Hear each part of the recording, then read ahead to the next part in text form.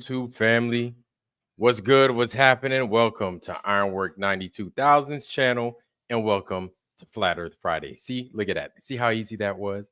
I didn't mess it all up like I did the last time, calling Flat Earth Friday a True Word Tuesday. So, welcome, welcome, welcome. Glad to have y'all here, and we're going to do it live. We're going to do it right tonight. You know what I'm saying? First off, before we start, I'd like to say hello, greetings, good evening to everybody in the house.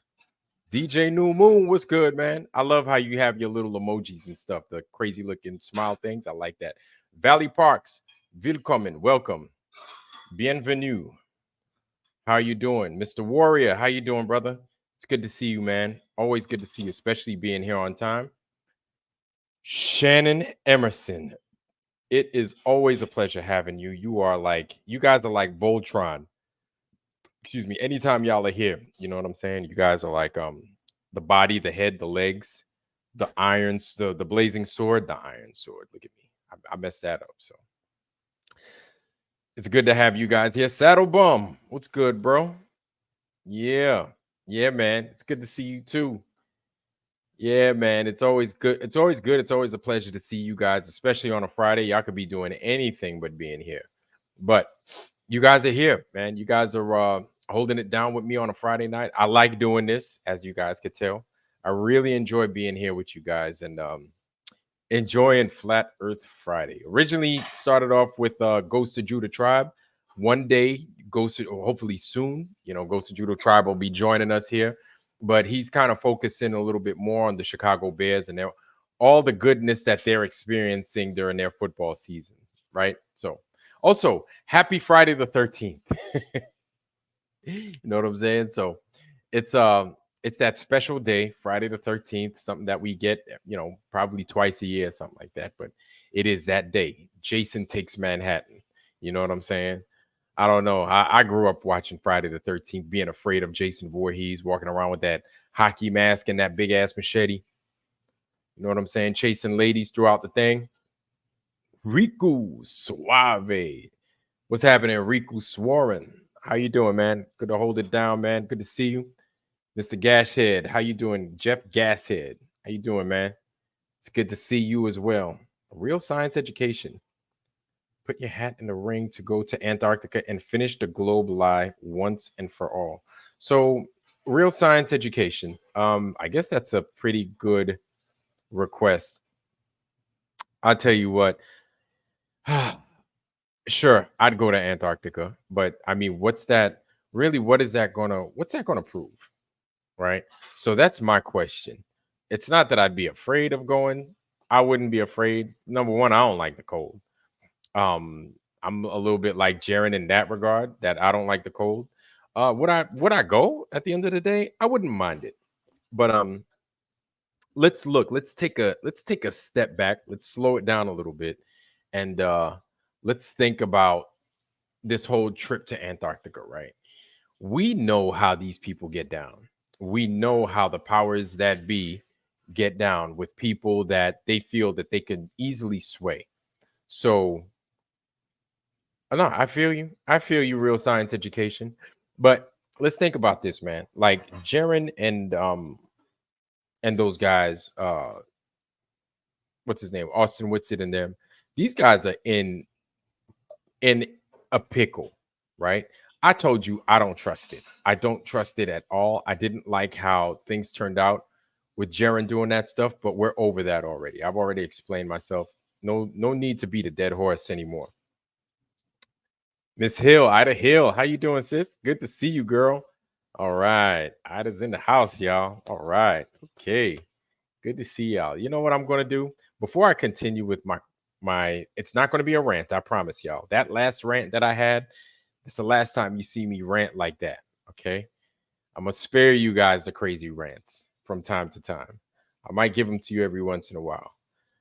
All right, but I'm not gonna be giving you the rant every single time. So let me go ahead and make some things happen for a couple of you guys, because you guys have kind of proven yourselves worthy of the golden wrench, the famed golden wrench. Behold, these are the wielders of the golden wrench.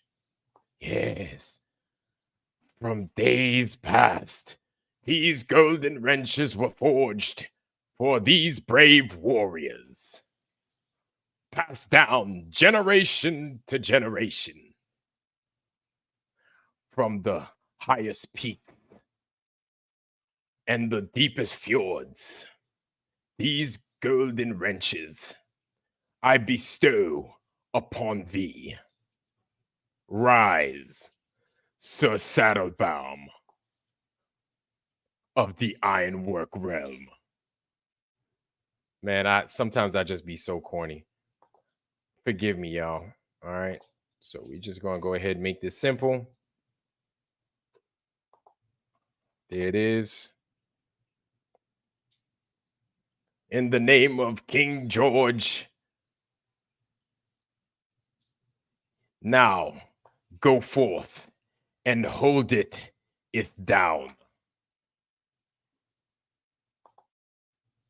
So, as I was saying, I feel you on that. But really, Awakened Nemesis, I think, put it best, right? And the speaker, when there's a saying, right? There's this I think he was a Chinese general. Either he was a general or he was a monarch, right? But his name is Cao Cao. I'm sure for all you guys that have played Dynasty Warriors back in the days, you guys remember Cao Cao's name, not just Lu Bu. Don't fight Lu Bu. For everybody that's played Dynasty Warriors, probably one of the greatest games PlayStation has ever made and greatest series. But there was a king named Cao Cao. Apparently, he was assassinated, but he was one of those guys that would just be there, right? He was always present. So there's a Chinese saying that says, when Cao Cao appears, right? When you say Cao Cao, Cao Cao appears, right? So that's basically the Chinese version of speak of the devil. You know what I'm saying? So it's like as soon as I said Awakened Nemesis's name, he was like Cao Cao. He just appeared. You know what I'm saying? So it's like speak of the devil when Cao Cao appears. So welcome away. I said all that nonsense. You know what I'm saying? Basically to say hi to Awakened Nemesis. So welcome Awakened Nemesis, man. It's good to see you, bro. It's good to see you. Okay, so Awakened Nemesis. Was looking at an old, really? It has Gog and Magog on the map. Never guess where it is. Wait, where did you see this? Point me in that direction, Awakened Nemesis. Awakened Nemesis, one thing I love about you, man, is that you be finding some crazy stuff. And a lot of the stuff you just throw my way. It's like a whole treasure trove of crazy. And so I'm always interested in seeing where it takes us. You know what I'm saying? So yeah, point me in the right direction of what that map is. I'd love to see it. Northeast Russia. So Northeast Russia. Northeast Russia. So Russia on the more Pacific side, like north of Japan, Russia. Like well north of Japan, Russia, or where Russia? I'm curious. I'm curious where in Russia. Okay, I'd like to see this Awaken Nemesis. Okay. So family, like I was saying, and I was addressing earlier, I was addressing you, Valley Parks, Mr. Parks. Yeah. Yeah. So I was addressing what Mr. Parks said for me to throw my head in the ring and, or rather, I apologize, not Mr. Parks, but howdy, Mr. Parks. Real Science Education did say, throw my hat in the ring to go to Antarctica. I would love to be a part of that. I'd like to be a part of that. I would love to be a part of that, right? Doesn't matter what the results are to me, but we have to stop, slow this down, and just look at it from the way a flat earther would look at it, right? So a lot of people would call us conspiracy theorists based off of these reasons, because we know we can't trust a damn thing a lot of these people say. Right or wrong, we know this much is true. So if we look at it from a lens of a true researcher, true flat earther, we would see that it's basically us chasing our own tail, for the most part, because you have to look at the parties that have the money, right? The parties that are funding this whole final experiment, final observation deal, right? So once these guys are funding this thing, you got to look that they probably try to call the shots as well, right? So you got Will Duffy out there, and then even Flat Earth Banjo's like out there. He's like, yes, and even Jaren talking to Will like he's a boss or something, like he's a boss. And I was like, yeah, man, I guess Jaren and them is talking to Will Duffy like he's a boss. And so I'm like, ain't nobody my boss. Got one boss, big boss. That's the Lord. He's the boss. Lord is the boss. And God's like, son, I am the boss. Be like, yes, yes, my Lord. Yes, sir. Right? And so I ain't gonna have no dude like that try to tell me what to do. Hey, Vlad, you're gonna have to go run inside the tent because it's curfew. I'd be like, man, fuck out my face, motherfucker. Come up in my grill like that, trying to disrespect me, bitch. Fuck out. I slap the shit out your skinny ass pencil neck. It's like, let me stop. I'm not gonna say, I'm not gonna say that stuff. I wouldn't disrespect nobody like that. But still, I wouldn't appreciate if he comes and he talks to me like I'm Jaren, like he's my boss or something. So you see, when Austin Whitsitt is talking to him, it's like they're talking to him like he's the boss. And I'm like, ain't nobody my boss. Because I'm like I'm Tattoo or something like that. Boss, the plane boss, the plane, boss. Those girls, they really pretty, boss. Yes, Tattoo. Yes. They are very beautiful. And they beautiful too, huh, boss? Boss, the plane, boss. Boss, the plane. Remember that Tattoo Fantasy Island? Ah, boy. Yeah, man. They coming over here, boss. Smiles, everyone. You know what I'm saying? Ricardo Montalban looking all important back in those days, wearing his white suit, and then he had his little sidekick tattoo. For all y'all that have never seen Fantasy Island, that's what it was. You know what I'm saying? Tall ass Ricardo Montalban wore that white suit all the time, looking all regal and important. And then Tattoo, his little sidekick, wore a little tiny. He wore this little GI Joe damn suit. It was fit for a GI Joe, little tiny ass white suit, following Ricardo Montalban. Boss, the people they're a little upset and they want their money back, boss. They didn't find no fantasy here, boss. Tattoo, chill out. We use that money. I don't know, boss. They kind of mad, boss. Let me stop, man. I'm over there playing with Tattoo with Flat Earth Badge, messing with his accent. But real talk though, I think it would just be me chasing my tail. Waking Nemesis brings up a really good point when he says maybe we should focus a lot of our efforts on the North Pole, right? And figuring what that is out. Trying to figure out what's going on up there. Focus our attention to there. Have them make a move and go there, right? Go to the very north pole and start figuring out what this world is really made of. Because we go to the edges of the earth and to observe and see what the sun is doing. No, I'd be like, yo, let's just keep pressing forward to the very end of this Antarctica thing, to where we run into a wall. That's what I'd be requesting. You know what I'm saying? And nobody seems to want to do, or nobody, I haven't heard anybody make that kind of inquiry. Now, that's where I'd love to get on board with Antarctica, right? If these guys were pressing to be like, all right, we'll start from the shelf, and from the shelf, we're going to continue south. Like I would sit and I would watch that thing until it's complete. You understand what I'm saying? So I would watch these guys go to Antarctica and just continue south, right? And like that, I could do that. I could do that all day. And I think a lot of you guys would like to see that. You know what I'm saying? And so I think if anything, if we do ask for anything, we should ask for that. Really. Hey, if you're going to be in Antarctica, why dick around looking at what the sun is doing? Keep going south. Keep going south. Have it recorded, have it monitored. How far south are you going to go? How far south are you going to continue to go? Right? Have a few um how would you go about doing a trek like that? What I would say, one of the ways to do it, maybe it's a little bit, I wouldn't say old fashioned, but maybe it's a little bit I don't know. I would take something like a big gigantic plow or something and dig into the ice and just keep going. I'd keep going in one direction, just digging into the ice until we hit the end. The end of what the end is, I have no idea. Possibly the firmament, possibly land beyond that, or the end of the ice shelf to where it takes you into another pond. I don't know. I don't know. These are all speculations, right?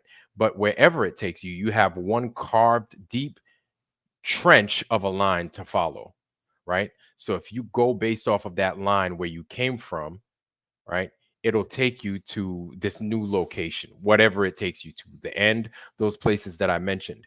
You know what I'm saying? So I think what we should push for are those adventures. I think we should push for that. I think we should push for the North Pole. What's in the dead center? Is it those four continents? You know what I'm saying? With the mountains around them, cold as hell, and then on the inside it might be green. So I think that's totally something worth considering. Know what I mean? Know what I mean, Burn? So to make a super long story or explanation a lot shorter, I think those would be better efforts. You know what I'm saying? I think us putting our focus into those things instead, um, science, Mr. Real Science Education, I think that would be better for both communities, right? Whether you're of the globe, whether you're of the true earth, I think that would be better for both of us, right? You know what I mean? So, what do you guys think about that? And oh, I see you guys coming in. Rethink Inc. Willkommen, welcome. It's good to see you. It's good to see you, Rethink Inc. It is. It is. It's always a pleasure. Always a pleasure to see you. Who else is in here? I haven't greeted yet. Who else is in here? I haven't greeted yet.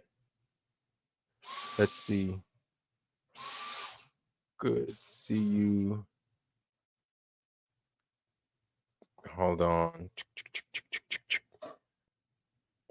Luke 2343. Good to see you. Amazing. It is always a pleasure. Always a pleasure, Luke. All right. Good morning. Good morning. So, yeah, I think that's where we should concentrate our efforts. I think that's where, if these guys are going to take their money, like, I'm going to show you guys a video right here in a couple of seconds of a guy that brought up a really good point. I think this is something that we've mentioned before, but I'm all about trust at the end of the day, right? Can we trust these people that we're requesting to go to these places? Can we trust these people that we want to fund these adventures, right? And so I'm going to go ahead and I'm going to play this video for y'all. Y'all tell me what it is you think. Hold on. Choop choop choop choop choop choop choo. Where we at? Where we at? Where we at? So Jeranism is on right now. That's good. Good for him. He's on right now, and I think they're having a debate. Excuse me. Where we at? Good lord. What is that? What is that?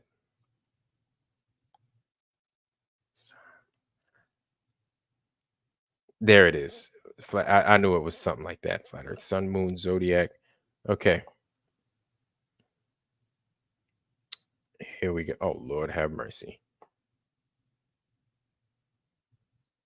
12 hours ago, the final experiment. There we go. Okay, so I'm gonna play this for you guys.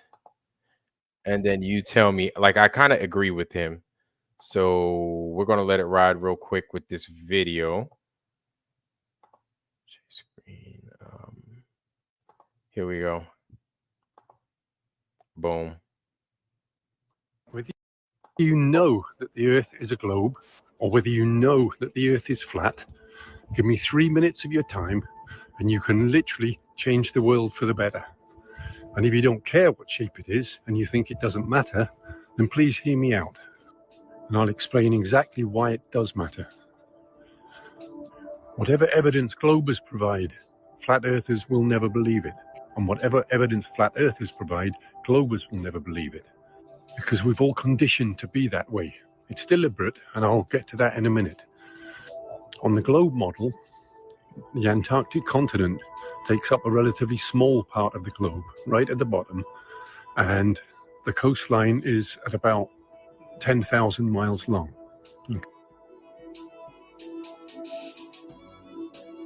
Okay.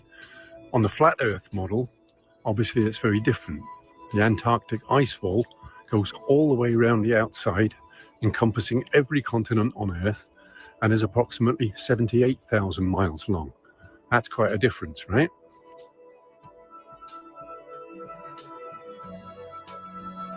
So what if we could prove it for ourselves once and for all, without anyone official being involved, without either side being able to call foul or that's cheating? So here's what I propose. We get half a dozen of the most famous and outspoken globers, half a dozen of the most famous and outspoken flat earthers, and we put 3 of each into 2 different aeroplanes. All right? We start them off at the same point, and those 2 aeroplanes fly off in opposite directions, following the coastline, which means they'll meet approximately halfway round on the other side. Like, I love this idea. I think that idea is great.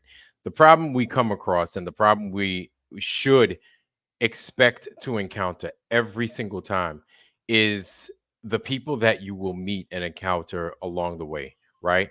And anytime we talk about these things, whether it's science, whether it's social, it doesn't matter, right? It's the same people that get involved off to the side. That's my concern, right? And in a in a perfect world, if we wanted to do things on our own, we would, right? And these people wouldn't bother us. But the problem is that when you have folks that are making money, and they have money to control agencies and to control politicians who somehow, I think it's bizarre that they have the power that they do to control agencies, right? That they can potentially harm us if we go out to do these things that these guys don't want us to even touch. You know what I'm saying? So it sounds like a great idea. In a perfect world, yeah, you pay your Brad Pitts and, George Clooney's and all them to go to these places and to do these things. But then who are they going to encounter along the way? They're going to run into agency government people that are going to say, hey, this is what here's your big lump of money. You're going to walk in the opposite direction. There's nothing here for you to see. So that's the thing. And it doesn't matter how much money that they pay off, because money is just this bullshit construct. That money, anybody with the right printing press could make the same freaking money. They can make those same bills. Like, it's just a farce. This is stuff that we play with, right? This is monetary stuff that us, the low, the people at the bottom, right? Right? The soil of the earth, us, you and me. This is what we get to play with. Those guys don't deal in money. I don't know what form of currency it is they use, but money is for us. I don't know what it is. They're using blood, they're using body parts. I don't know, but they're using something else, and that's how they control a lot of these people. And if those people refuse to play ball before they decide, hey, if you don't, we're going to harm your kids, they're going to be like, oh, remember that time you went to that Puff Daddy party? Well, we saw you getting down for the crown and giving somebody some dome. You know what I'm saying? If you guys don't know, dome is a colloquial term for getting some you know what from somebody, dribbling a basketball from somebody. You know what I'm saying? So a guy on guy action. So this is what they'll do. They'll use shame and these other techniques on you.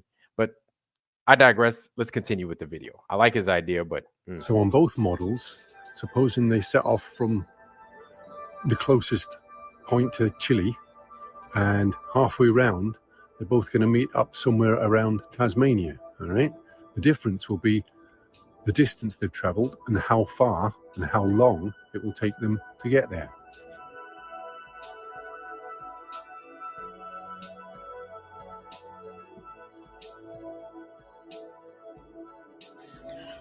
So supposing, for argument's sake, that those both planes are traveling at 500 miles an hour, then on a globe Earth model, they'll both have to cover 5,000 miles, which is about 10 hours. And on a flat Earth model, they both have to travel 39,000 miles, which is about 78 hours before they meet up. Now that's a huge difference and a huge margin of error. Now this is complicated slightly by the fact that allegedly there is a 90-kilometer no-fly, no-sail exclusion zone around the Antarctic coastline. So both planes would have to travel 100 kilometers from the coastline, which means obviously if it's a globe, then they'll have to travel a further distance. If it's flat, they'll have to travel less distance. But supposing that if they meet up anything less than 20 hours, the Earth is definitely a globe, right? Valid if both Antarctica shoreline. There's also plenty of light. It's over for the entire flight. This is true. That's right.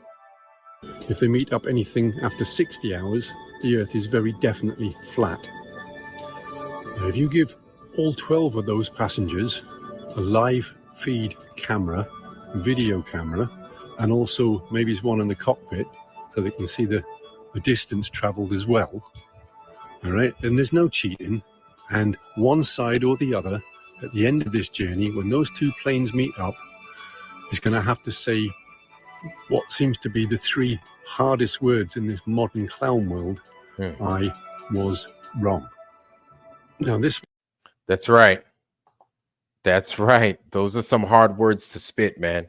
But you get a lot of respect for understanding your errors, right? Understanding where you went wrong and where you could possibly go right in the future, and what education you might need and what you learned along the way to being wrong, right? And it's fine. I think a lot of people are going to be hurt, whether it's, whether the sun goes and does a loop-de-loop, which I think it will not hang out. I don't think the sun will hang out because I don't think the sun should hang out. It doesn't make any sense, right? But if we're wrong, if I'm wrong, then that's what it is, right? We're wrong, right? The sun doesn't do that. And now we need to rethink our model. That's all, right? But it doesn't change the composition of what the earth beneath our feet is doing, right? And so my thing is still is that I think it would behoove us to get a team together, and not just our chat and our people in the ironwork community, right? But in all the true earth and flat earth community. Like if we really want to know, we look to people, I guess, that have money that would do an experiment to go south, to just keep going south, to where somehow we could keep the governments out of it. But can we keep the governments out of it? No. We've given them way too much power. We as a people have given them way too much power, and these guys are drunk off of it, right? The only way that we get the power back is it's not going to be pretty. It wouldn't be pretty. I don't even want to say it because I don't want to get busted for sedition. But you probably know what I'm thinking. That's the only way to get your power back. Like you can't ask for it back because they're not going to give it to you without a fight. That's just what it is. That's the truth. Like it or not, it's the truth.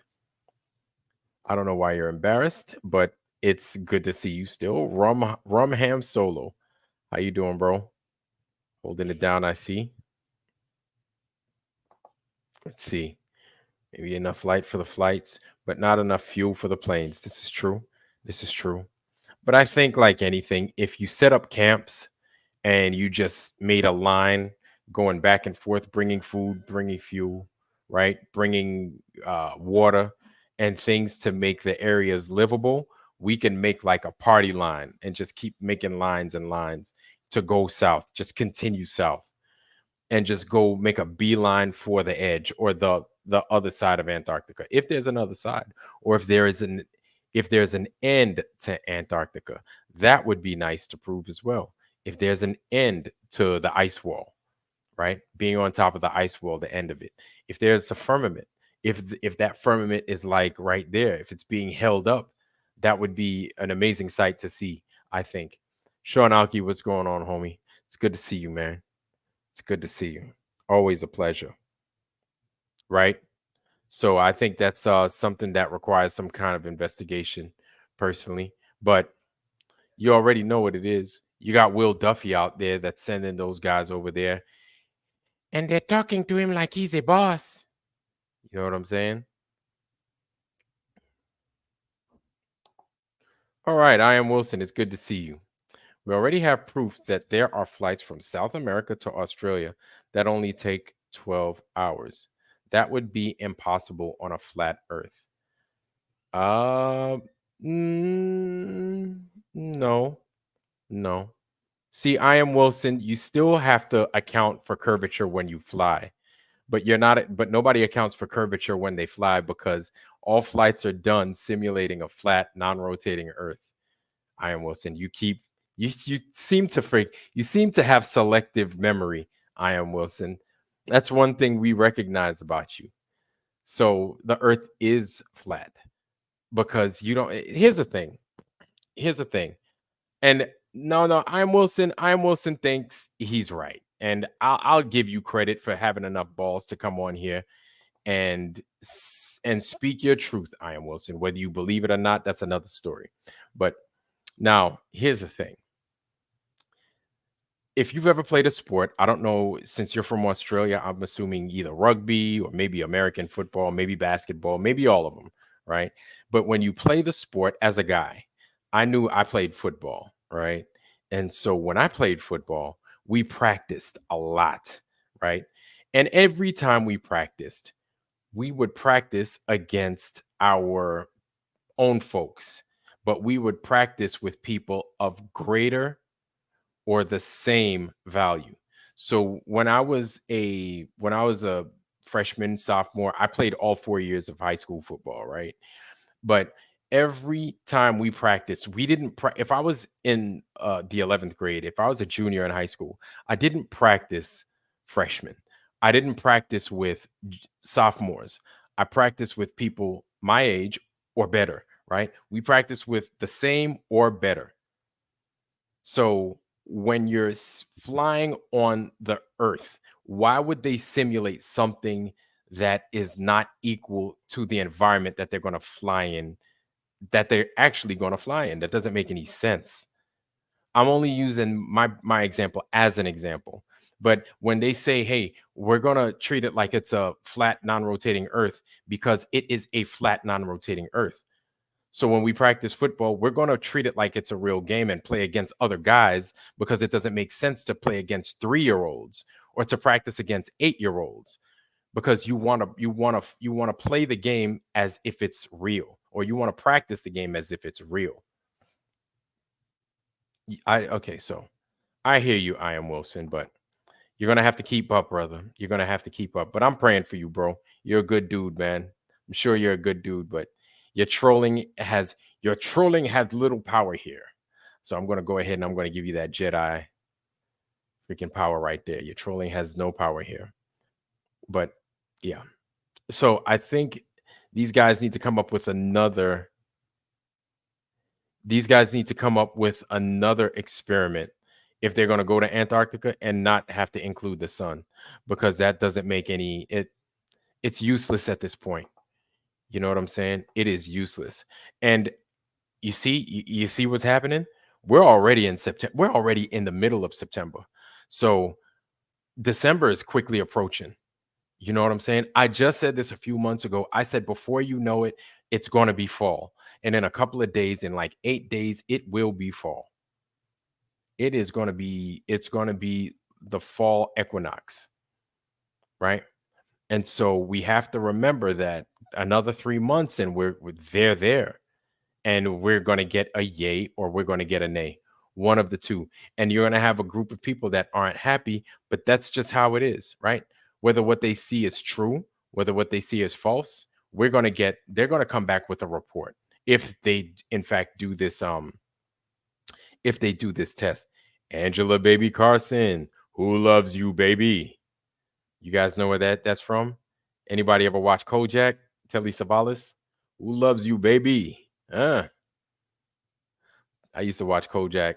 Look at your Gleason time chart and figure out the distance. Yeah, I know. I know. That's the best way to do it, actually. Yeah, that is the best way to do it. Those things are designed for that. That's right, I am Wilson. hmm And if you're talking about flying from Sydney to like Santiago, South America, that's almost like a 14-hour flight. It's like a 13-hour flight, not a 12-hour flight. So that's what the claim is. I've never flown that flight myself. So that's what the claim is.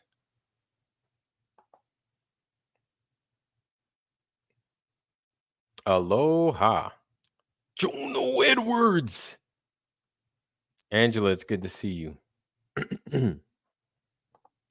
Look at your Gleason time chart and figure out the distance. Exactly. Yeah, because that's what the time chart is there for. hmm But yeah, so we're gonna go ahead. We're gonna let old boy finish. This won't cost a great deal of money, relatively speaking, but I would finance it in an instant if I had the money. I'm homeless and I can't even afford a pair of socks. So this is what I'm asking you to do. You don't need to like this. You don't need to follow me, but please repost it, save the video, and share it to absolutely everybody you know on every single social media post and platform you have, and then start petitioning, lobbying, and bombarding the rich and famous, people who can afford to do this, to get it done. I'm thinking particularly the rich and famous who claim to be of the people and for the people. So maybe the likes of Donald Trump, maybe the likes of Mr. Twitter, sorry, Mr. X, Jordan Peterson, David Icke, Joe Rogan, your favorite sports stars, your favorite movie stars, pop stars, celebrities, anyone who's got deep enough pockets to do this and an interest in actually finding out the truth. Because here's why it matters. You see, you mentioned somebody. You mentioned Joe Rogan. Automatically, like I wanted to tune this out because here's the thing about Joe Rogan. Joe Rogan has already sold his soul. His soul has already been sold. So he's not a reliable source.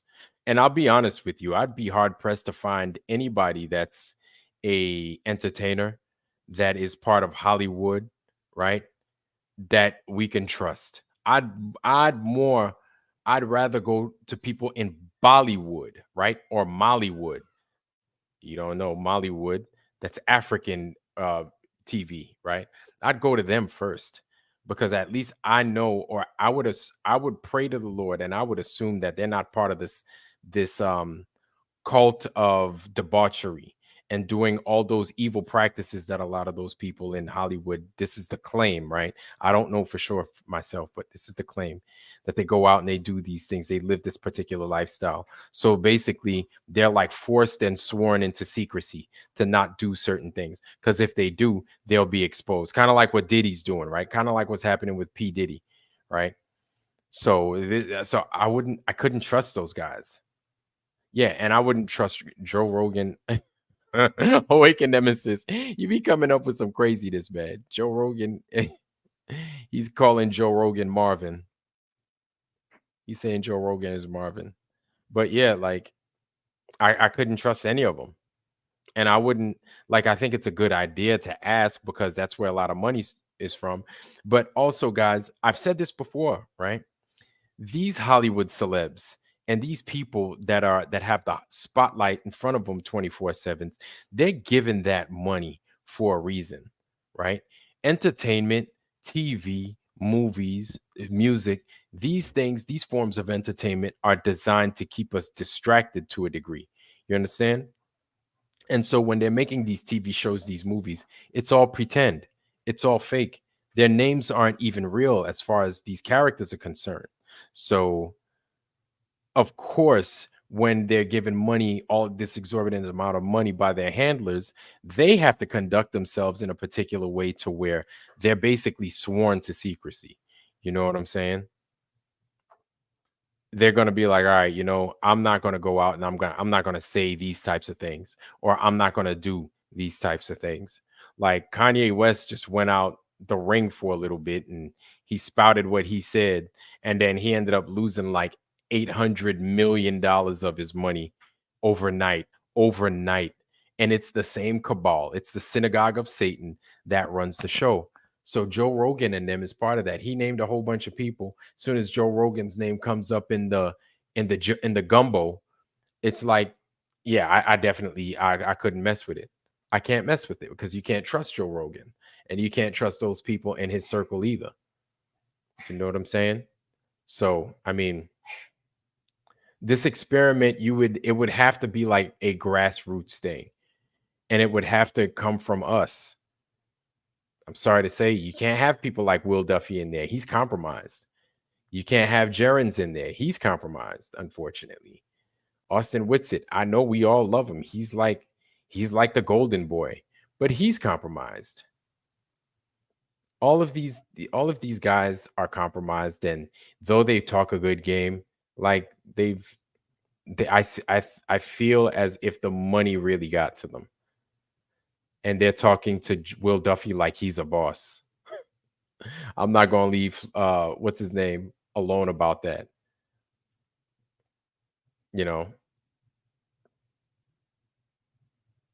So Roger Ledwell, it's good to see you, brother. It's good to see you, man. Everybody sub to Roger Ledwell's channel. Roger Ledwell's got an amazing channel, and we're gonna let's get Roger over 200 here in the next couple of days, y'all. Y'all make sure to sub to Roger Ledwell. Where you at, sis? Where you at, Shannon? Where are you? I know you're in the house a lot of times, so Shannon be holding it down. And Shannon, I know Shannon and Ida, I know y'all be coming up here with the links. So let's link Roger's channel in there, if you would, please. Roger Ledwell. Let's make sure everybody gets to his channel. Oh, you do? Oh, hey, Disclord and Ryan. There we go. Roger Ledwell family. There goes Roger Ledwell's channel. Before we're going to pin that to the top, I want you guys to look and see what Awakened Nemesis has provided us. And before I get into that, I want to finish off this video by this British gentleman. So let's get back into it. The powers that be, Ryan and them, I said, got the capability to do this. They've had the capability for many, many years, and they won't do it. Why? Globers will say, because they don't need to. We all know from NASA and all the rest of that stuff. And flat earthers will say, because they know it's a lie. Okay, how do we find out the truth unless we get it done ourselves?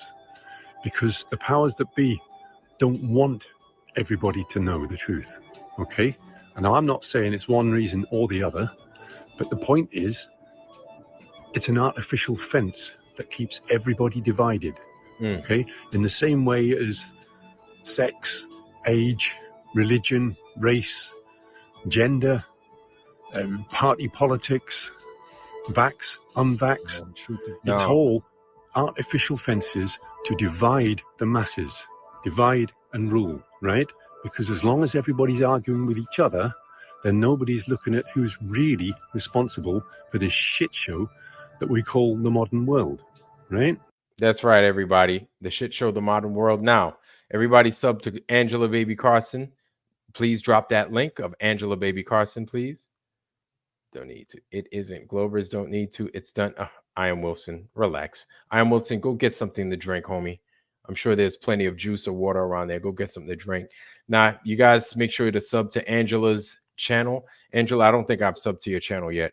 So there it is, Angela Baby Carson. I'm going to go ahead and I'm also going to pin that for a time. But make sure we're going to take a look. before I pin these two here shortly, we're going to take a look after this at what Awakened Nemesis dropped there here in a little bit. So let's get back to it. So whether it turns out to be a globe or whether it turns out to be flat, the point is we will all know. It will be the one thing that will unify the masses, all people on Earth. And here's why it really matters. Virtually everyone will be familiar with the Star Wars films.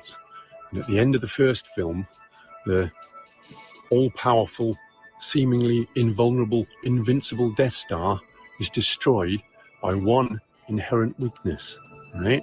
And it transpires later in the series that that inherent weakness, that Achilles heel, was deliberately incorporated into the design by the creator. Are you with me? Now, they say there's an easy way and a hard way of doing everything, all right? I stopped participating 3 years ago, and I've been out in the forests ever since. Imagine No longer on the ball. What's going on, brother? It's good to see you, man. Holding it down, I see. It's good to see you. Happy Friday. dreaming up and creating something truly amazing. But no one has ever asked me in those 3 years what it is I'm doing out here. Not even my birth family, my soul family, or my closest friends. Okay, so we'll have to do it the hard way. So if you can get this experiment done and provide proof once and for all, then you... Okay, I am Wilson. I'm happy for you, bro. I'm happy for you. So then, because of a flight, so what you're saying, I am Wilson, is that I deny. I'm not denying anything. Okay, if they're claiming it's a 12-hour flight, then it's a 12-hour flight, right? Does that make it a ball now because it's a 12? How does that make it a ball? That's what I'd like to know. Okay, how does that make it a ball, a physical ball? That makes zero sense. It has to be a ball because it's a 12-hour flight. That doesn't make any sense. None. And with that, I'm going to let you ride off into the sunset, and we're not paying that any mind because you ain't going to leave it alone. Let's continue. You will destroy that metaphorical Death Star. You will not only break free from the Matrix, but you will break the Matrix, which will allow New Earth to come into existence with its infinite possibilities for the abundance and prosperity for all living creatures on Earth. I think that's worth doing. But I'm out of mobile data, I'm out of money, I'm out of time, and frankly, I'm out of patience. So this is Ecotopia, signing off. I love you all, and have a fabulous day. That's a good one. I like that guy's ideas. In a perfect world without like people that absolutely suck and evil, crooked people that like to lie to everybody. This is how we wound up making this channel because of people that lie and bullshit people. We wouldn't have to sit there and like look at this dude with a critical eye. And it's not a critical eye as if we can't trust them, but it's just the people out there that can't be trusted. You know what I'm saying? And I'm not saying that it's the flat earth community, but it's the people outside of our communities that will be at every corner to try and stop us. And I'm not using that as an excuse to not make an attempt. Not at all. But I'm just saying we need to be mindful of how we approach these tests that we want to get done. But at the end of the day, like Will Duffy providing this money automatically throws up red flags. And I just think I just think it's not sincere. It's not sincerely from him because he's a business. Like I asked him during our interview, he's a businessman. You know what I'm saying? He doesn't do anything that involves his money, especially unless it's going to be bringing back some money from him. It doesn't make any sense. And it definitely, to Will Duffy, it doesn't make dollars either. You like that, right? You see what I did with that? Doesn't make sense. It doesn't make dollars. You like that, right? I'm here all week. But real talk, folks. Will Duffy would never go along and do some shit like that. Yeah. And so, yeah. And Jaron and Austin, they are going to Antarctica. And yeah, thank you, Angela, for agreeing with all that. Now, I'm going to go ahead I am going to go to this thing that you provided us, Awaken Nemesis. Where we at? Right here. Right here. So, okay, I've gone to that. We're going to take a look at that thing that you just sent us, Awaken Nemesis. Now, Awaken Nemesis was also you were talking about a map that they found in, excuse me, in Northeast Russia, but you dropped this link in the chat. So I'm going to that now. I'm getting out of this, and we're going to take a look at that real quick. Oh, also, guys, if you don't know, I'm going to be going to California here soon, and I'm going to go see the Urbano Monte map of. I'm going to go see that Urbano Monte map of the 1587 Flat Earth map. I'm going to see it with my own two eyes, and I get to see it in all its glory. And they're throwing out the red carpet for a brother, and it makes me feel good that I get to see it. And so I'm going to be taking a lot of pictures, and I'm going to be doing a lot of talking with the people that have been around this map and around other maps. So it'll give me access also to see other maps as well, and not just that one. And so I'm really excited, and I can't wait. But let's take it to this video that you shared with us. Awaken Nemesis. Shout out to Awaken Nemesis. Thank you very much. Okay, here we go right here. And let's share that. Boom.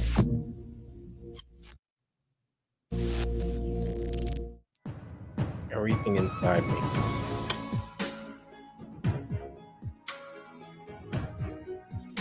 Everything inside of me. Everything inside of me. I'm subbing, bro.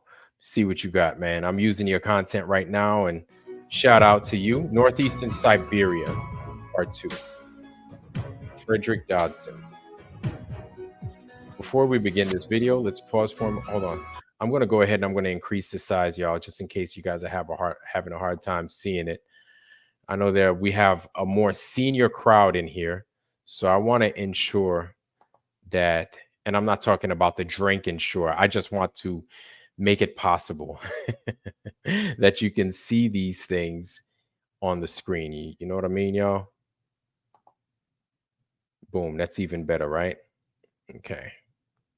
So before we begin this video, let's pause for a moment. Silence prayer for the thousands of lives lost in the conflict in the Middle East. Yeah, I dig it.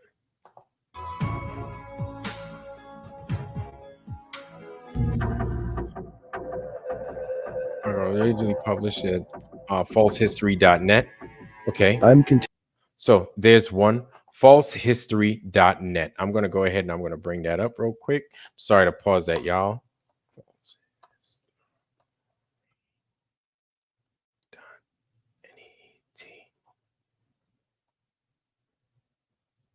Okay, so wow.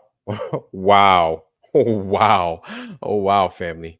I'm going to go ahead and I'm going to give this to you guys before we continue the video. This is a lot of stuff over here. So we're going to be learning quite a bit today, family. We're going to be getting a lot of information. So hold on to your seats. There it is, fam. Falsehistory.net. Thank you for that, Awaken Nemesis. Shout out to Awaken Nemesis, y'all. Awaken Nemesis, you always come through with something crazy, man. But I appreciate you for that. Okay, hold on. Let me get this in there. Again, shout out to Awaken Nemesis, and thank you for that. I'm going to go ahead and I'm going to pin this real quick to the top during this production. And then I'm going to go ahead and I'm going to pin Angela and I'm going to pin Rogers as well. And shout out to No Longer on the Ball being here. No Longer on the Ball. I was going through your wiki earlier today, man. And that thing is just robust, dude. You've done a bang up job. Again, amazing job. No Longer on the Ball, man. I love that damn page. I didn't know I'd like it like that, but I love that page. Thank you. And thank you for your service for that, man. Thank you very much. All right. Let's back to the show. Continuing my video series on Gog and Magog. This is part 2 of the series. If you feel like you've missed anything, check out the previous video, the link is in the description. I recommend watching it to get the full picture. So, without further ado, fasten your pants and let's get started. In the last episode, we revealed that the mythical land of Gog and Magog was, in fact, a real place. and I've pinpointed exactly where it was and where it still exists today. Using the pre-flood tabula Rogerina map, which we discussed in the video about Cairo, Babylon, I discovered that Ard-Yajuj and Ard-Majuj, Arabic for the land of Gog and Magog, are clearly marked on this 1145 map. The map even outlines the mountain range Yajuj and Majuj bordering these lands. While academia dismisses these ancient maps as mythical, I found the exact same mountain range where the map indicated, in the far northeastern corner of the world. Today, we know this area as the Arctic northeastern part of Siberia, in regions like autonomous Chukotka, northeastern Sakha, Magadan, and Kamchatka. This is where Gog and Magog are located. As you'll see, the geographical features on the 1154 map closely match those we see today. Wow. But there's even more evidence. The surrounding areas like the land of the Kemek Turks, Dagestan, and Sijan also correspond to real locations that existed during medieval times. What? Interestingly, Gog and Magog were often placed next to what was considered a terrestrial paradise, hinting at a deeper connection to some of the world's most mysterious regions, like Wow. If they say Mu, that would be crazy because where Japan is on the Urbano Monte map, it looks like a big giant fat island by itself, right? But let's continue. North Korea. Could this be why North Korea remains so isolated today? Ah, So, could Gog and Magog have been real? Stay tuned as we continue to uncover these ancient secrets. This is a that's a really good point that he's bringing up.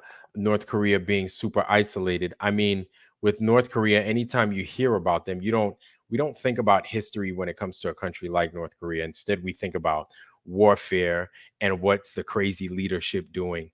But all of these places have been inhabited and they might have old world something or the other structures, tech, whatever, right? Has he knocked those things down? Has he destroyed them? Lord knows what's over there and what's up and available. So let's continue. 1732 map of what is here called Great Tartary. The area previously named Gog and Magog is now called Parts Unknown. Wow. This mirrors many other maps from the 1700s that label as Parts Unknown where previously there lived giants. After being bombed or eliminated, certain places in Africa, North America, Arabia, and even here in Russia are labeled Parts Unknown, even though they were thriving kingdoms previously. And you want to know something about those parts unknown? He's talking about bombing. He's talking about parts unknown. Slightly before you get to that Arctic Circle, guess what's right beneath that in Siberia? Guess what's right beneath that? What happened in 1908? The Tunguska explosion is right beneath that. So I'm wondering if that region of Tunguska possibly had something. They say a bunch of trees got flattened. It was it came from a meteorite that didn't touch the ground. It just exploded in the sky is what we're being told. And now that we're starting to realize that a lot of these things are lies that we've been fed, right? Angela Carson, congrats, sis. Hey, much love, everybody. I applaud you guys. Thank you for subbing to Angela Carson and putting her over. Thank you, sis. Hey, man, congratulations. I love that. But I just find it funny that now we're starting to go back over the old history that we're told were mysteries, right? And we're looking at these mysteries as to possibly having a connection with the old world being erased. Tunguska possibly being one of them. Let's continue. The Judgy were also a tribe. The indigenous people of Chukotka are still called Chukchi, and they share genetics with Native Americans. Just to give you a sample of the BS you find in modern academia. The Chukchi are traditionally divided into the maritime Chukchi, who had settled homes on the coast and lived primarily from sea mammal hunting, and the reindeer Chukchi, who lived as nomads in the inland tundra region, migrating seasonally with their herds of reindeer. The Russian name Chukchi is derived from the Chukchi word chauchu, or rich in reindeer, which was used by the reindeer Chukchi to distinguish themselves from the maritime Chukchi called Inkalith, or the sea people. Their name for a member of the Chukchi ethnic group as a whole is Luoravetlan, literally genuine person. Wikipedia. Looking on ancient maps, we see that the people were called Judgy and Chukchi, the ancient names for Gog. Rich and reindeer has nothing to do with it. In fact, Chuck Otka reveals it to be the same old ancient German I've already discussed at length elsewhere.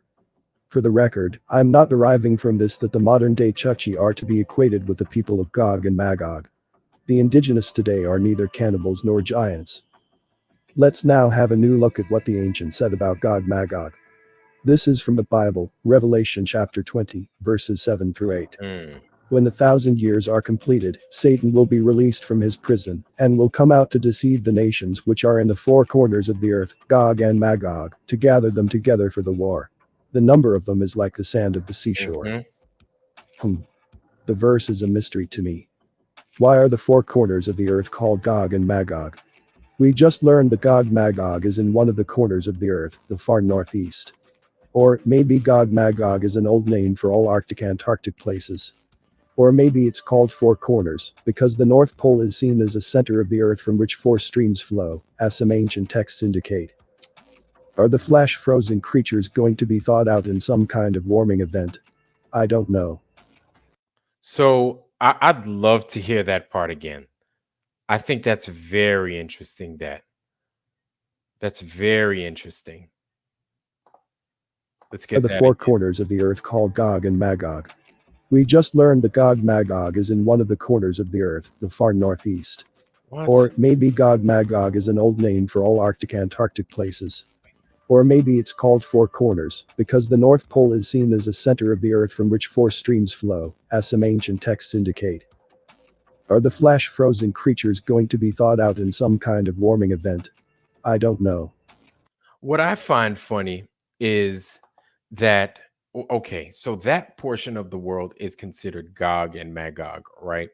I'm still lost as to what Gog and Magog is. Like I hear it being referred to in the Bible. I still don't but I'm not going to lie to you and act as if I know everything. I don't, cuz I don't understand what that means, what that is, if they're good, if they're bad. I don't know. I really don't know. I've tried doing research on it, but it's just confusing to me. You know what I'm saying? But I just find it funny because that portion of the world is where you're going to find the international date line. Your IDL begins over there. And then 180 degrees out is your prime meridian. So there's a lot going on in and around that international up in the more colder regions, right? By St. Lawrence Island, by the Bering Strait and everything, as you start to approach the Arctic Circle. There's a lot of craziness happening in there that we're just not privy to.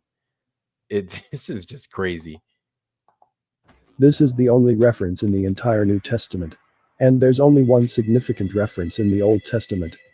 What is Son of man, set your face toward Gog of the land of Magog, the prince of Rosh, Meshech and Tubal, Rush? and prophesy against him, and say, Thus says the Lord God, Behold, I am against you, O Gog, prince of Rosh, Meshech and Tubal. The views of I wonder if Rosh is another way of saying Rosh, and then we call it Rasha. Rasha. I don't know. Let's continue. Maybe I don't know. Gog and Magog are extremely negative, associating them with Satan, and God personally telling them I am against you. Oh wow. Okay. Today, the indigenous people of northern Siberia live in a dire state. Magadan and Chukotka were the locations of horrific gulag concentration camps of the communist years. That's right. This is from the Wikipedia page on Gog and Magog. 2 chapters of the Quran, Al-Kahf. And if you guys don't know, before I continue with this, there's actually a good movie with Ed Harris called The Long Walk, right? Or A Long Walk. I'm going to make sure I check that out. But there's a really good movie with Ed Harris in it.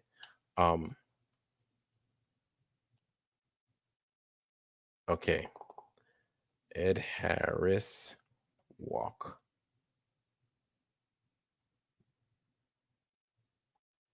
Walk. Okay, so yeah. Ed Harris. There's a really good movie with him in it. The Way Back. It's called The Way Back, excuse me. The Way Back.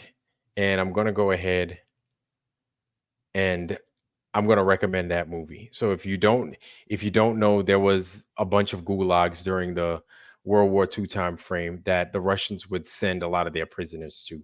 But the the encampments where the gulags weren't seriously secured, because to them it's like if you go out in the wilderness, it's even worse. You're not going to get fed, the animals will get to you, and you'll die because of exposure.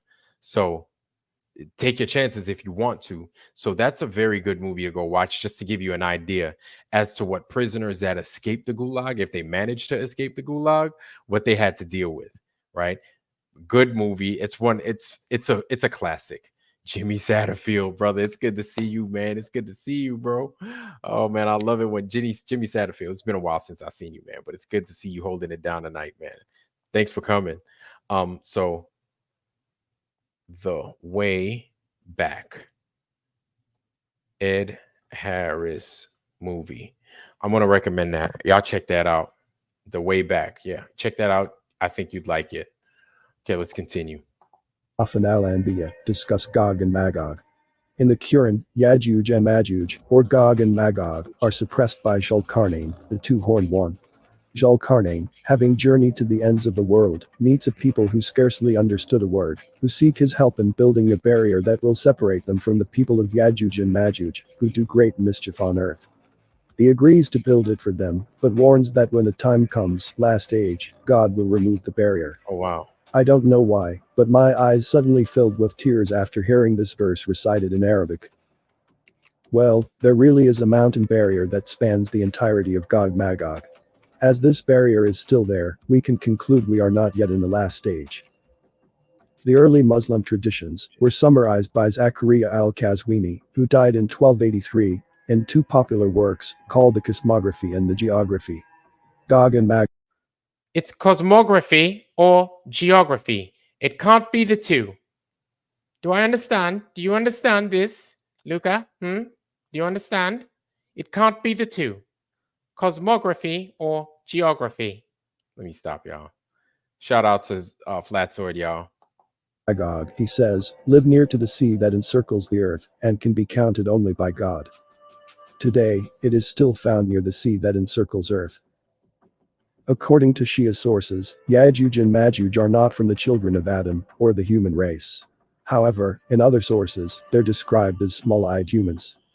Al-Kafi, one of their primary collections of hadith, states that it has been narrated from Ibn Abbas that when he asked Ali about the creatures, he responded by saying, God has created 1,200 species on the land, 1,200 species in the sea, 70 species from the children of Adam, and the people are the children of Adam, except for the Yajuj and Majuj. The cannibals and giants are called extraterrestrials here. Which makes sense if we remember that the giants were the offspring of illicit relationship between fallen angels and humans. In the Syriac Alexander legend, dating to 629 to 630, Gog and Magog appear as kings of Henish nations. Written by a Christian based in Mesopotamia, the legend is considered the first work to connect the gates with the idea that Gog and Magog are destined to play a role in the apocalypse. The legend claims that Alexander carved prophecies on the face of the gate, marking a date for when these Huns, consisting of 24 nations, will breach the gate and subjugate the greater part of the world. Oh my God. You know what? There's a lot of information over here. And there's a lot of info that we're getting at a very, very rapid pace, I feel. This is good information nonetheless.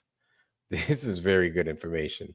I'm going to have to go back and I'm going to have to comb over this a few times just to get a better idea. Plus, I got to get back into the scripture so I could get a better understanding as to who or what Gog and Magog is, because I don't know.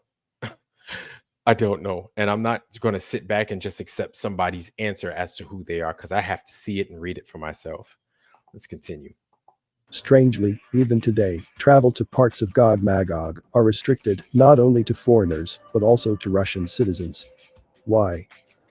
Before the Iron Curtain fell, they said the reason was because Chutakta is close to Alaska. It poses the risk of people escaping communism by trying to swim or take a boat to Alaska. Oh. But after the Iron Curtain fell, in 1989, the restriction was kept in place, meaning that this had never been the real reason.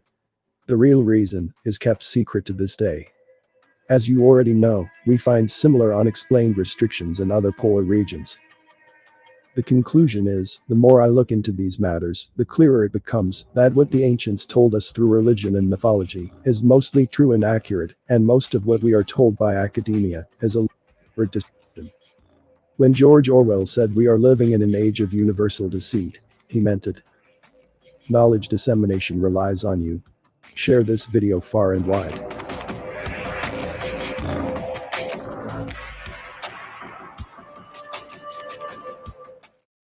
Oh, wow. That's a good one. Yo. Hello, everybody. Welcome to Expedition Bible. Okay. So that's a really good one. Wow. I'm going to have to watch that again. I've got to watch that again. There was a lot of good information that I think we need to comb over again with that. Like I said, first off, I need to understand who Gog and Magog is. I need to get a better understanding as to who they are before I go down that path, because we hear about them all the time. We hear that they're on clocks. When you see your little cuckoo clocks where you got two guys striking the bell.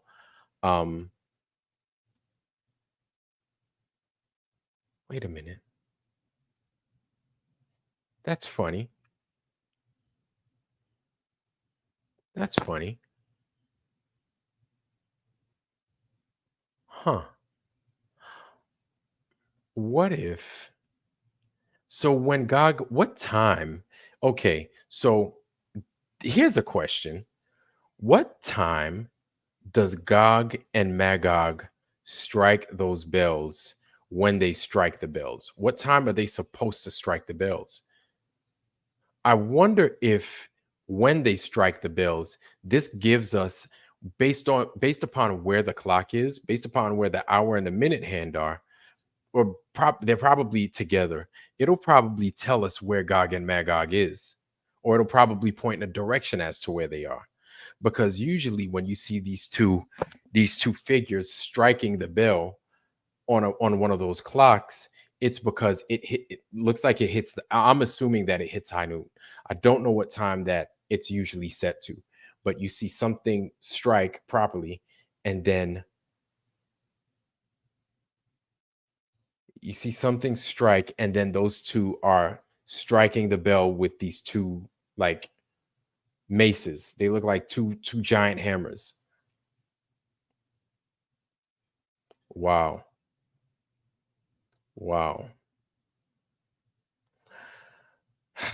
I am Wilson. Listen, you're fighting an uphill battle. What do you plan on achieving over here? I have no idea, but you're speaking into the wind. You have no power here. But that would be interesting. I think that's something I'm really going to look into. Matter of fact, I'm going to look at that. Gog and Magog. Gog and Magog on a clock. Okay. Gog and Magog on a clock in London. Okay. So let me show you guys what it is I'm looking at. Okay. We're going to stop that, and then I'm going to show you what it is I'm looking at over there. Okay. Gog and Magog. Let's see. Where's the London's oldest clock? And this is what I'm talking about. Okay. They're sitting there striking these clocks with these sticks right here. They look like a couple of cavemen, right? And I've been to London a few times, but I've never seen that. I've never seen them there. We reintroduce an old favorite this month with our first Where's the London's Oldest in a few years. And to kick it off, we're looking at one of London's oldest public clocks. Hanging off the facade of the Chairman St. Dunstan in a Westfleet Street is a clock believed to have known, blah, blah, blah, blah, which bears a minute hand. Been the first public clock created in London, which bears a minute hand. Okay. The worker of the clockmaker, Thomas Harris. The clock was first installed on the medieval church in 1671. It has been suggested it was commissioned to celebrate the church's survival during the Great London Fire. Holy smoke. That's right. They did have a Great London Fire, didn't they? Wow. This is something that I think guys like My Lunch Break and all those that are talking about the old world, they need to look into this, the Great London Fire. Wow, I didn't even know it was around that time, right before 1671. Installed to replace an earlier clock which had been scorched in a fire. Its design was apparently inspired by a clock, blah, blah, blah, Old St. Paul's Cathedral, and was destroyed in a fire. Like the clock it replaced, the clock sat in brackets projected in the east. Okay. Being double-sided. Being double-sided means that it could be seen from the east and the west. Like the Roman numerals that decorated the two hands, including the famous minute hand, are gold. Okay. The rear above the clock. Okay. Herculean figures, perhaps representing Gog and Magog. Okay, they're saying perhaps they are. Although to most, they were traditionally known as the giants of St. Dunstan's. Wow, the giants of St. Dunstan, who do so using clubs and turning their heads. So they look like a bunch of savages. Such was the attention these figures attracted that when the clock was first installed, the area became notorious for pickpockets who apparently went to work on unsuspecting passerbys who had stopped to watch the giants at work. Wow. The church was demolished in the early 1800s to allow for the... What?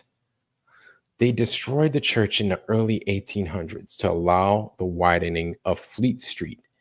And when it was rebuilt in 1830...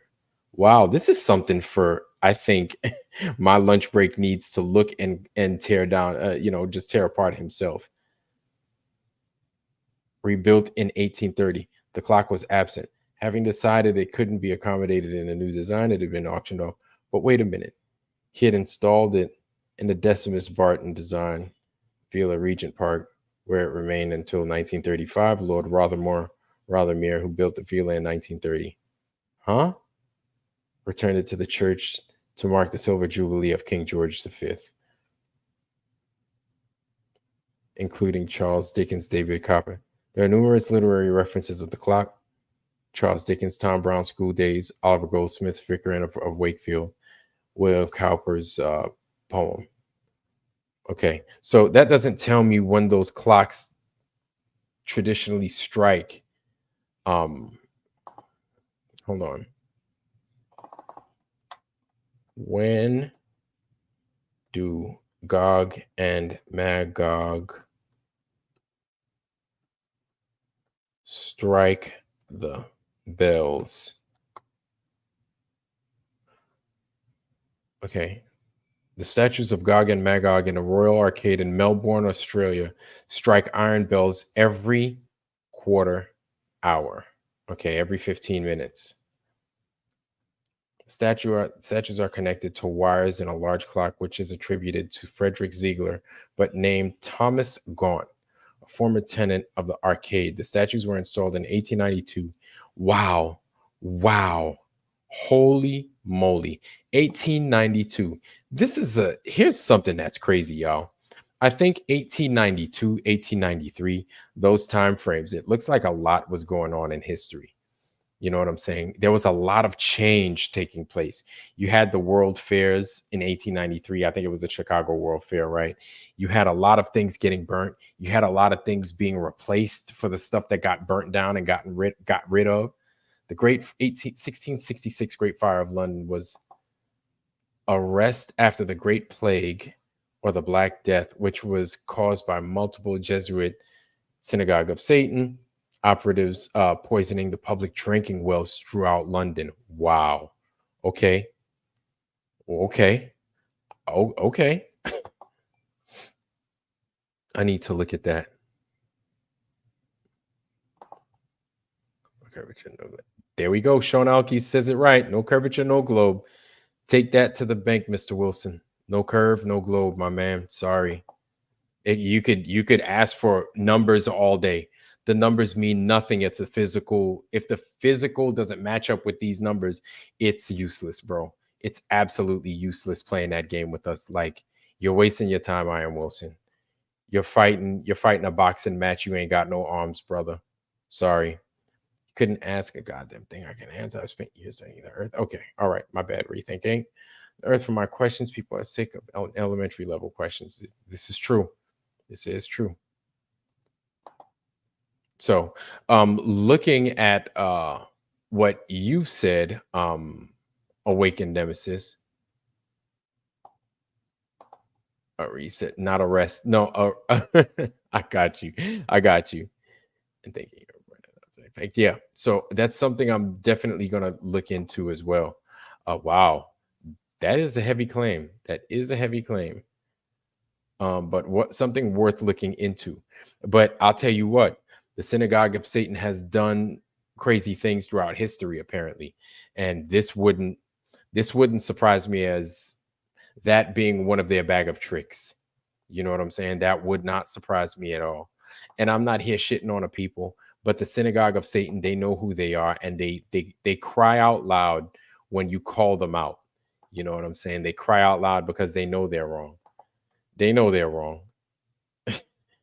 That's the crazy part. They know they're wrong. So, okay, so Gog and Magog in Melbourne, Australia, apparently every hour, right?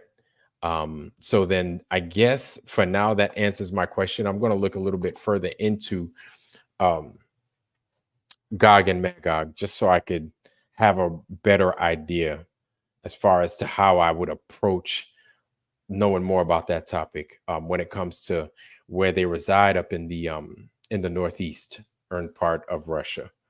But it's very interesting. It's very, very interesting.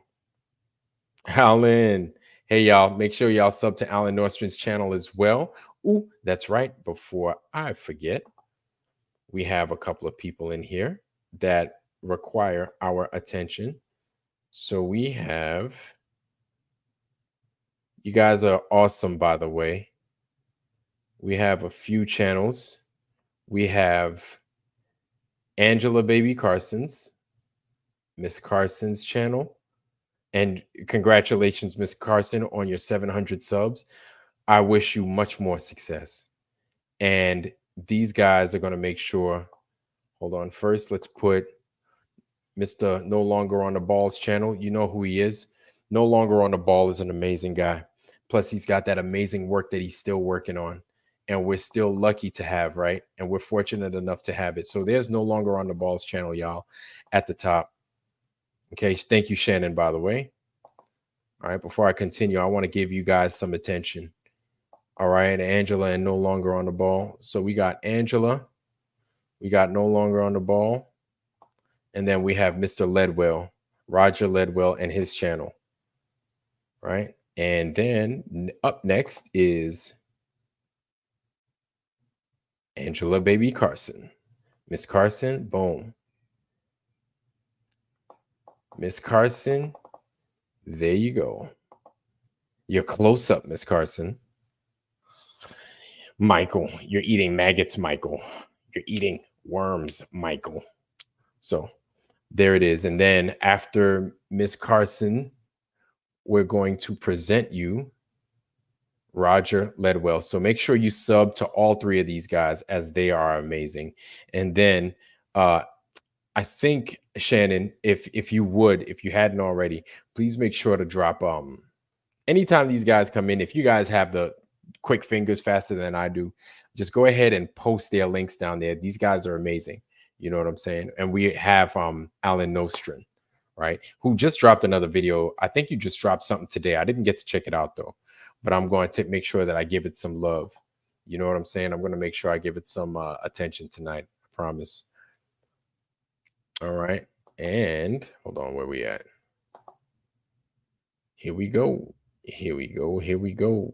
All right. So here is Mr. Ledwell, Roger Ledwell, everybody. Mr. Ledwell, you're close up. So there goes Roger Ledwell's channel. And I'm going to leave that up for a little bit. and we shall continue. Now, Flat Earth Banjo had a pretty good show on today. Not a show, but he put a pretty good video out. And we all know that he's really good when it comes to like, I like his channel in general. But when Flat Earth Banjo presents, it's a big TikTok mashup, right? And like I really like it because there are a lot of guys that I'm not subbed to on here, and I don't have a TikTok account, and I don't want to get a TikTok account. But a lot of guys that Flat Earth Banjo brings to our attention, that actually these guys do a lot of, they bring a lot of truth to the Flat Earth community, right? These guys are really good assets, so I want them to get some attention. Flat Earth Banjo. Hello, everybody. Make sure to tune in and watch Jaronism. He's calling him a boss. Jaron be calling everybody the boss, man. Not everybody could be freaking Bruce Springsteen out this bitch. So where we at?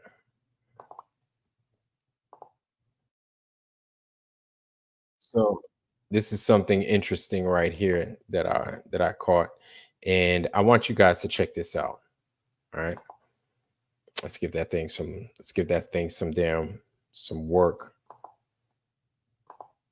Where we at? Cosmology or cosmogony? Which one is it? It can't be both. Cosmology or cosmogony? It can't be both.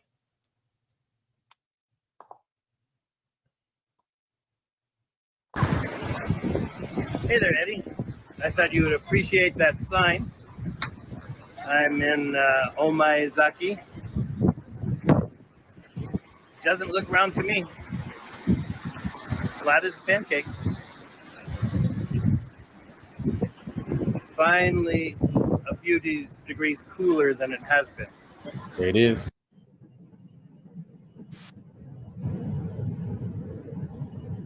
Sorry, boys. I have to push the nose down to deal with the curve. What are you talking about? Guys, we're going 500 fucking miles per hour. There's 8 inches per mile squared down there. I have to buckle this thing down a couple hundred feet of like in a fraction of a second. There it is. There it is, Iron Wilson. So we're making a joke about it, but like that's the real deal. You know what I'm saying? Like no pilot is doing that. Doesn't matter how long the flight is. It could be 55 hours flying from one place to another. You know what I'm saying? But ain't no pilot ever doing that. And even the pilots that believe that this Earth is a globe know good and damn well that if they do that, that would happen. The plane would explode every time because it's running into the Earth. So central casting. Look at that guy. Central casting. And these are central casting. If I'm doing a movie, I pick you. He's a real talent, a real guy, and he is central casting. Do we agree? Central casting. This guy's out of central casting. I'm telling you, there's nobody in Hollywood that can look like this guy. Yeah, these guys are central casting, like from a movie. Bring him to Hollywood. Make a military movie, and he's the star of the movie. That happened once before, you know. That did happen once before. My friend, central casting. I always call him central cast. I implore you to research. there we go. Has it gotten warmer or cooler over the last 500 years? It's gotten warmer by about 2 degrees Fahrenheit. Mm. So why is that not frozen? It's frozen now. And if it's 2 degrees warmer than it used to be, that land should be frozen. So should that. But it's not. They don't even show any land here. There's nothing. Absolutely nothing. Here on this globe, you've got land. See Whoa. it? Right there. Zona Glass. Did y'all see that? Let's go back real quick. Here on this globe, you've got land. Zona Glacialis. So frozen zone. Frozen zone. It still says frozen zone up there. I don't know what language that is, but I would assume either Spanish or something. But See it? Right there. On this modern one, nothing. You know, wow. we stupid here. You think us flat earthers are dumb. I'm telling you right now, you're just not questioning shit. It's all right here for you. Why isn't there ice there if we're warmer now than they were then? I'm not here to say the earth is flat, and I'm not here to say it's round either. That's right, I am Wilson. Yeah, they maintain altitude. And the only way they maintain altitude a certain way, right? So a lot of, typically, not even a lot of times, typically they fly with the plane. Hold on, let me show myself a little bit. So these pilots will fly with the plane like this. Instead of straight and level, they'll fly with the plane like that. And then the back is in such a way where the plane could fly straight and level, just like this, with the nose slightly up. No, there is no nose curving downwards towards the earth. No. And they maintain an altitude. Now, if you're flying certain missions, I guess you could say, in the military, and you're flying beneath 28,000 feet, you will fly with 2 men sitting at the seat behind the sticks at all time. If you climb above 28,000 feet, you can engage autopilot. Anything beneath 28,000 feet, like you're not engaging autopilot at all. Like you're manually flying the plane. You know what I'm saying? So, and here's the thing, autopilot's been around for a while. Autopilot didn't just come out. Autopilot's been around for damn near 100 years now, right? On these airplanes. And so they've just tweaked it and made it better. But at 28,000 feet, you shall have 2 people in the cockpit flying that plane. There is no fly-by-wire at that point. No. So keep that in mind. Okay.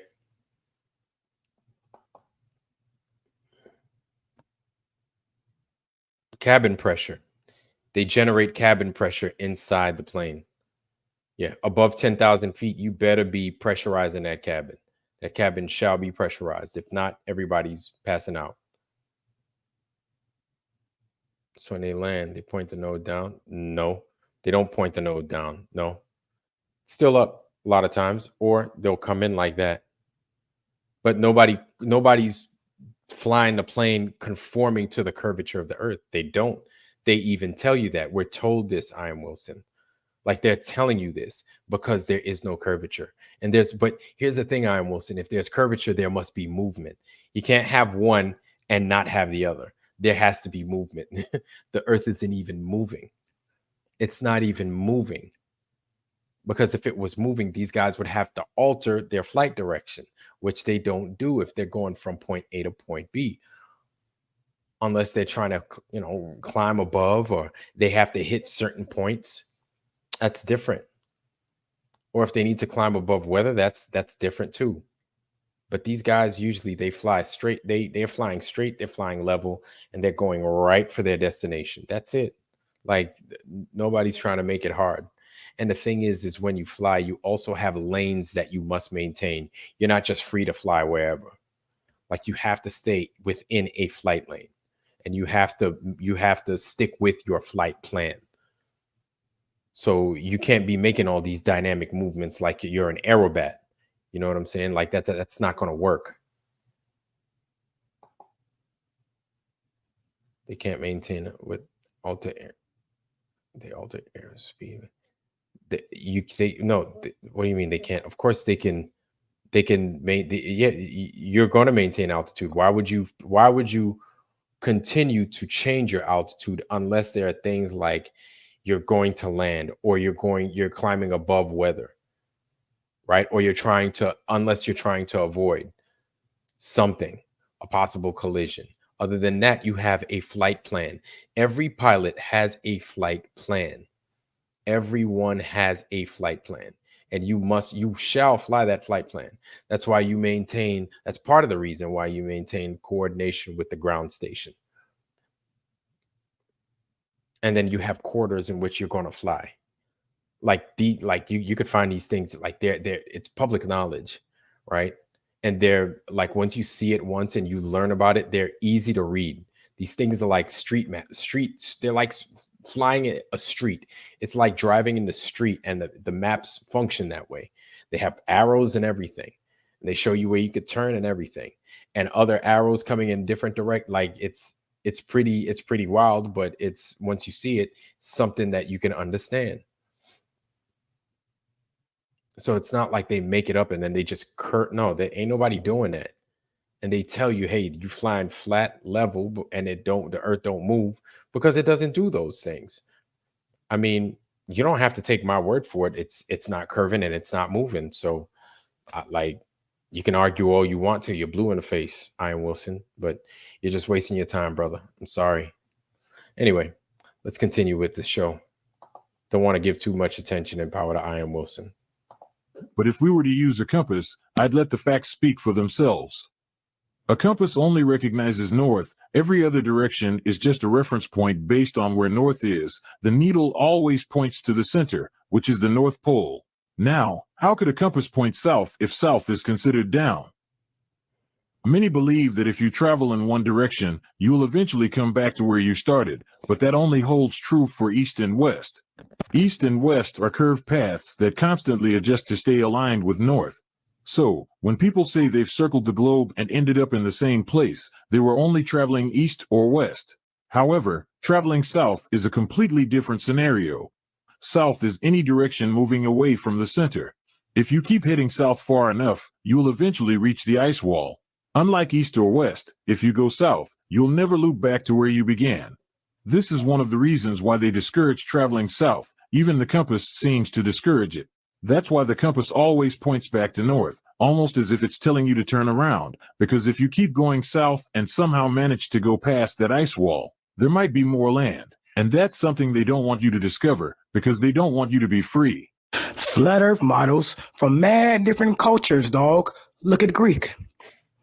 Look at the Greek one, dog, with the dome over that mother. Let's go to the next one. Celtic. Wow. Why the is theirs like that? Dog. Let's go to the next one. Now, Persia, I ain't even gonna hold y'all. Y'all got a whole snake over that mother. That's different. But you see that turtle? Yeah.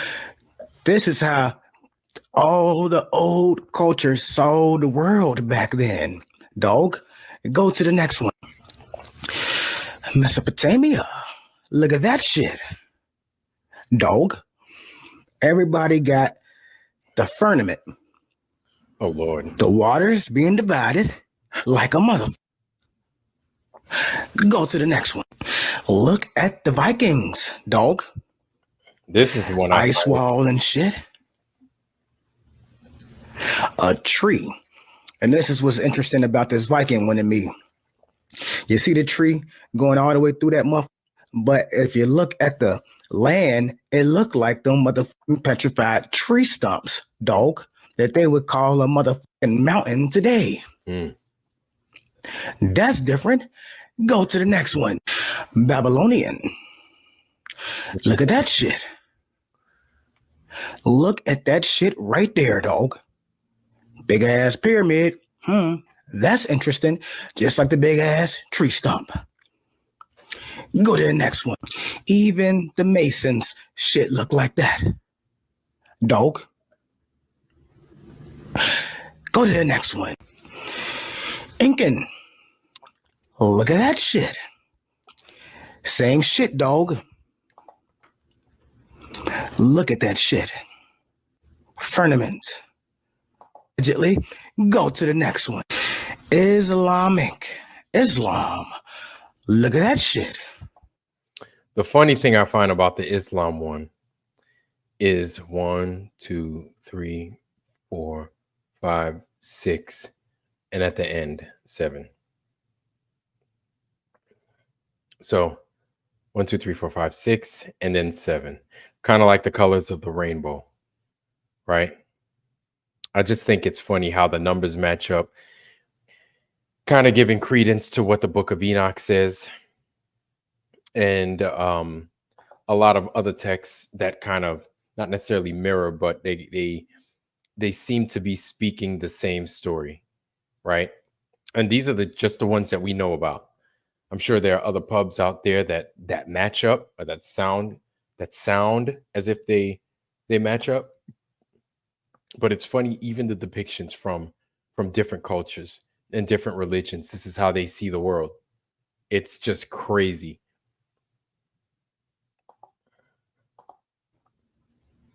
Yeah, dog. Different shit. And it's different levels. You see their levels? Wow. Yeah. Go to the next one. Japan. Ooh, would you look at that? 4 corners. You can't see that other one. Yeah. Shit is different. Shit is different, dog. Go to the next one. Now, this one, I don't know, honestly, but I see what they talking about. I get it, dog. You see how, I don't know if those are giants or if those are just people squatting, but I don't know if these are just really tall people or a person just standing and a person squatting. Maybe it might be a person standing and a person squatting. But this person looks like significantly bigger than this one. But you see the number is 765. It might have been 1765, perhaps. And then you see something and a 6 that looks like a 4 underneath this woman down here, right? But this is pretty interesting how they depict. I don't know what they're depicting. I really don't. But this isn't Africa. This is not traditional African drawing. I could tell you that right now. Go to the next one. Roman. Look at that shit. If that's the Roman, it looks a lot like if you look at the Roman one, and if that's actually the Roman one, it looks a lot, especially with these rivers. Look at these rivers down here. You see these rivers at the bottom underneath the firmament?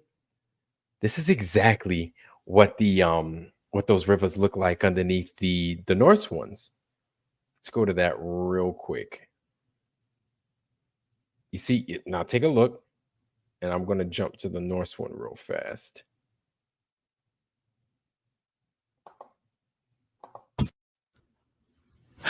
Go to the next one. Look at the Vikings. Look at that. Dog. You see these rivers? Same thing.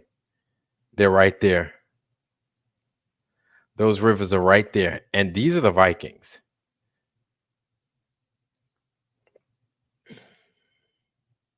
And then let's go back to the Romans. Roman. Look at that. Look at that shit. Same thing. Isn't that crazy? That's motherfucking interesting. Go to the next one. Navajo. Look at that shit. Right in front of your face. All these different cultures. Go to the next one. Look at the Chinese one. You seeing it overhead. Yep. Right there. I've never seen right this. in front of your motherfucking face. Go to the next one. The motherfucking Mayan one. Look at that shit right there, dog. Right in front of your face. This is how all these different cultures said the world look. Huh? This shit is crazy how the we go from this right here to this right here, dog. And look at that big ass curve right there on the western part of Africa. Look at that. And we're looking at this thing head on. And this is what we believe. Like we are lost. We are like people. We are lost. I am Wilson, brother. I'm sure you're a good dad, a good brother, good husband, good family man, and all that. And you're a good dude. You probably don't go to church. You don't seem like you believe in anything higher than you. But brother, and I'm not trying to diss on you or nothing like that, man. But real talk, and I'm not trying to sway you, but just look at that ball. And this is what we're told we need to believe. You know what I'm saying? This is what we're told is reality. And we've done the measurements. They just don't work because the world doesn't function like this. And if it's doing that, that also means that it's moving, which it's not doing either of those two things. You know what I'm saying? It's not doing either of those things. Unfortunately, it's not. Well, I mean, fortunately, it's not. I mean, It's unfortunate that you guys haven't caught on yet, but let's continue. It looked like they stripped everything away, took all the shit away. Like, no. That's not how it looked. There's no land in between. It's just a whole ball. When all these different motherfucking cultures got the same depiction of how the earth looks. And just out of no motherfucking where y'all motherfucker, oh, no. That's not real. Yep. So how do all these different cultures got the same depiction of the motherfucking planet? Huh? And now it's supposed to be like this. Yeah. You motherfuckers got some explaining to do. You lie like a motherfucker. You're real good at deceiving, motherfucker. And been doing it for a long time. And you got me up, dog. But what do y'all think about all these cultures having close to the same depiction of how the planet actually look? Dog. Peace. I'd like to ask everyone to join me, and let's take a moment of silence for the globe.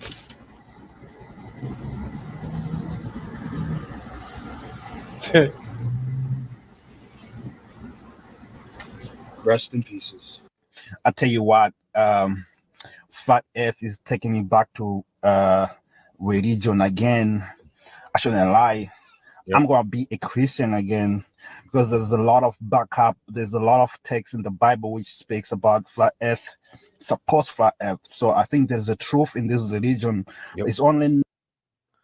And I know Ian Wilson just loses his mind about seeing stuff like that. A lot of people get upset when you start mentioning God, but y'all want me to play the song? All right, let's go. Let's finish this video up and then we'll give that song some love. All right, I'm going to do it. Okay. You know what? Hey, I can't upset my team. I'm not going to upset y'all. We're going to play this song. We're going to see what it do. We're going to go ahead. We're going to play this song and see what it do. How about that? Huh? How about that? The Home Depot song. The Home Depot song. Oh my God, you guys are the worst. I'm gonna go ahead and I'm gonna remove that. Hold on, stop screen. Let's present that Home Depot song. You guys are crazy. Here it is, y'all. The world-class debut of the Home Depot song, only on Ironworks Show. Let's check it out.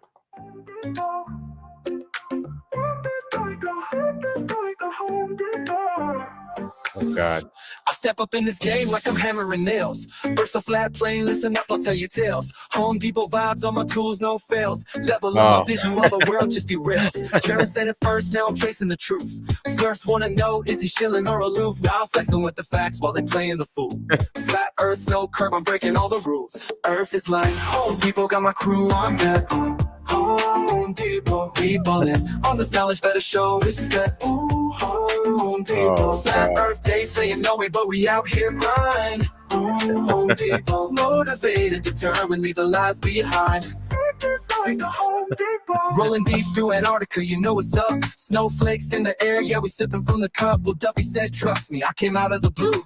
Started from the hustle, now I'm building my crew. Wait, I'm stacking up truth like I'm lumber from the store. Got the blueprint, baby, I'm ready for war. See the horizon straight, no dip in my sight. Thug life on the flat, bringing knowledge to the fight. With this line, Home Depot, got my crew on deck. Home Depot, we ballin'. All this knowledge better show respect. Home Depot, Flat Earth Day, saying no way, but we out here grind. Home Depot, motivated, determined, leave the lies behind.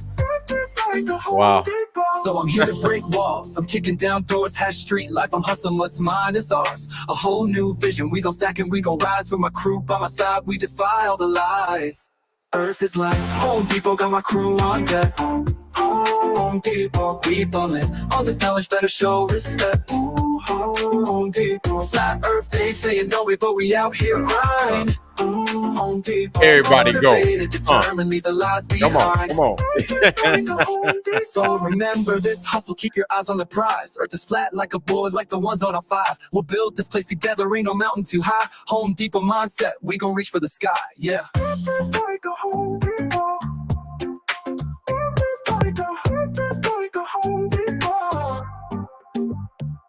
So remember this, hustle, keep your eyes on the prize. Earth is flat like a board, like the ones on our 5. We'll build this place together, ain't no mountain too high. Home Depot mindset, we gon' reach for the sky. Yeah. That's like a Home Depot.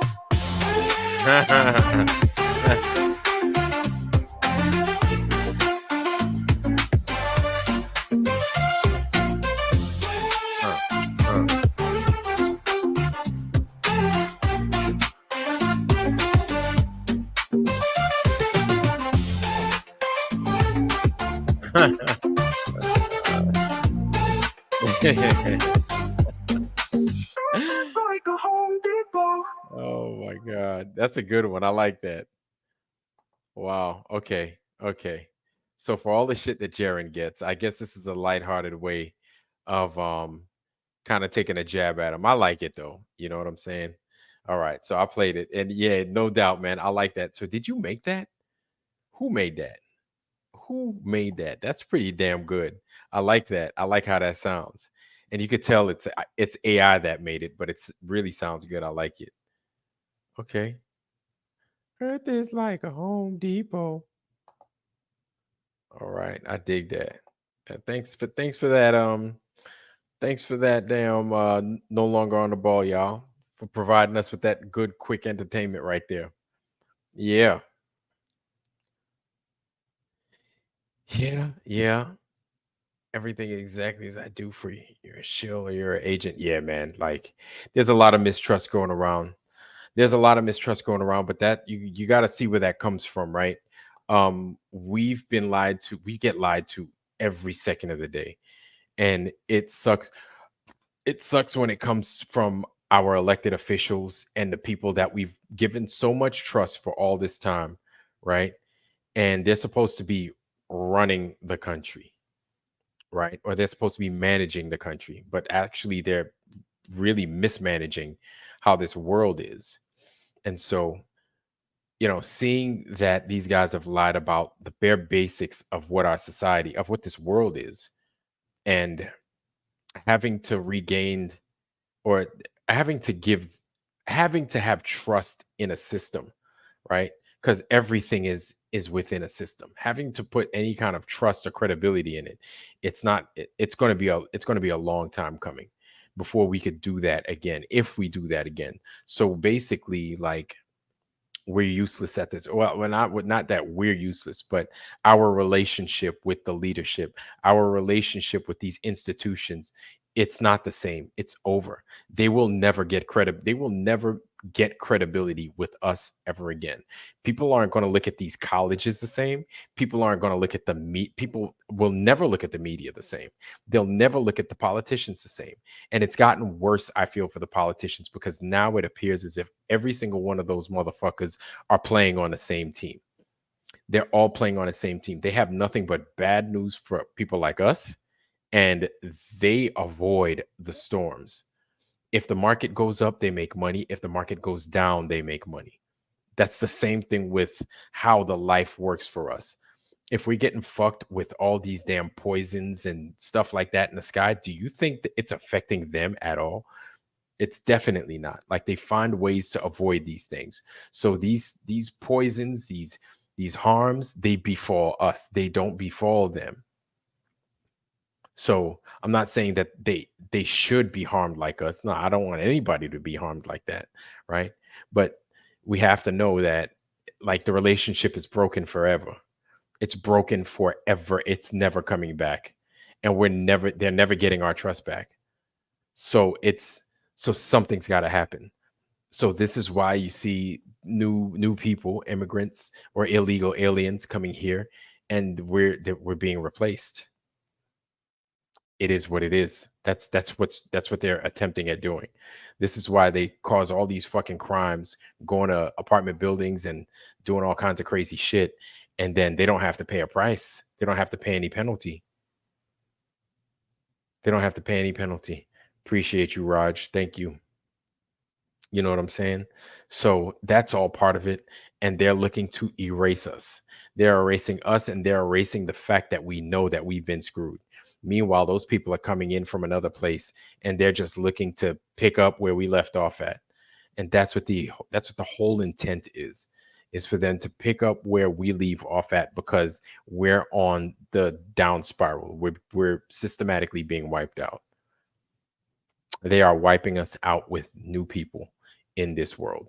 That's what they're doing in the country. That's totally what they're doing. That's totally what they're doing in the US. So that's totally what they're doing. Only thing we could do, get together, get with our communities, arm yourselves, get your food. You know, get your food, get your bullets, get your water, get with your neighbors, get with your community, and prepare for the worst, because this isn't getting any better. This isn't going to get any better anytime soon. You just had that guy, that was formerly in office, number 45, Donald Trump, fake his ear getting shot off on public TV. And people act like it's now, he's totally forgotten about it. People have totally forgotten about it. And nobody talks about how it was fake, how it was faked.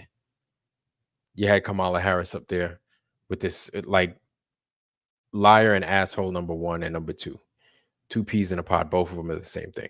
So you had this woman up there talking shit with them. She has a fucking earpiece during that debate, which to me, I'm like, they're both, it's a WWF episode. Both of them are 2 peas in a pod, useless, totally useless, and liars. Totally useless and liars. I'm just going to vote for myself this election day coming. Like, and this is the part that I think a lot of us seem to not get. I'm not saying you guys, but I'm just saying many folks. They talk about voting for the lesser of 2 evils. If you're voting for the lesser of 2 evils, you're still voting for evil. Now, it's not just a saying, but it's an actual truth. And what do I mean by that? Now, you have to think about this one thing, right?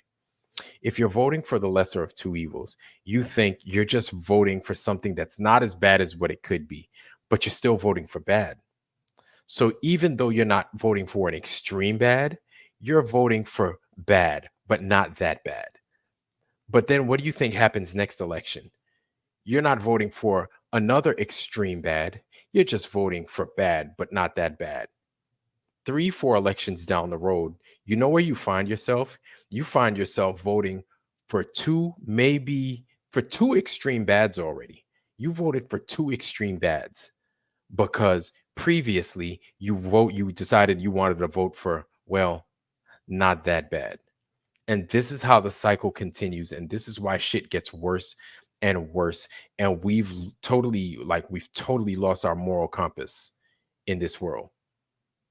We've totally lost our moral compass in this America. Totally gone. Totally gone. And so it's easy when we don't have a God to rely on, or we don't have a true leader, right? A true leader. And this is why God is so important. Like we have nothing, like we're lost. We're lost. And when we're lost like that, it's easy to gather sheep and lead them to slaughter. When you're lost and then you have somebody that seems like they're standing for something and is charismatic, it's easy to get caught up in the sauce, and then they could lead you astray. Just look at what's going on with this whole freaking Antarctica craziness. This is exactly what we're talking about. And because of the BS and the lies, and because if you lack discernment and you have the wool over your eyes, people could lead you astray and got you looking like a fool. Got you looking like a fool. You know what I'm saying? And so, like, we were all like that. We all believed in a globe at one time. We all did. Mr. Super Sidewinder, what's up, homie? It's good to see you, brother. Hey, morning, yawning, Flats. Good morning, Flats. Good to see you, Flats. Roger, good morning. Good to see you, Flats. Flats is in the house, y'all. Welcome, brother. It's good to see you, man. It's always good to see you. Good morning, Roger, mate. Flats, man. I had to get you in there, man. Flats is like, man, I just woke up, bro. Don't fuck with me, man.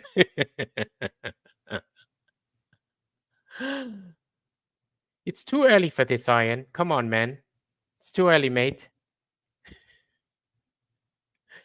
It's good to see you, though. It's good to see you, Flats. It's good to see you. Yeah, man. Logical observation. Good to see you, man. And Mr. Super Sidewinder again. It's good to see you, brother. It's good to see you. It's good to see y'all, man, on this Friday night. And some places, like in South Africa, it is AM time. I know, Flats, you got a lot of shit that you got to do probably on this Saturday. So, but you up, man, and you up with us kicking it. I dig it, man. I appreciate you for that, man. Thanks. Thanks for coming on through. Yeah. But yeah, man, because our moral compass is way off. Like, it's gonna take something crazy to happen to bring us back, right? It's gonna take something crazy to happen to bring us back to true north. Oof. And so we've got this broken leadership around the world. I'm sure I would hope that there is good leadership somewhere in this world that maybe we don't see. And it would be good for us to see these people live, see these people interact, right? And learn something from them. Because right now, the free world, remember there was a time where the free world looked at the United States as like the world leader and everything. And that's bad considering, and to some degree, it's still the same way, right? And that's bad considering where it looks like we're headed these days. And this is what we're bringing to the rest of the world. You know what I'm saying? That's a bad thing, and that's a sad thing. That's a sad thing. Flats, oh, you got a new camera. Okay.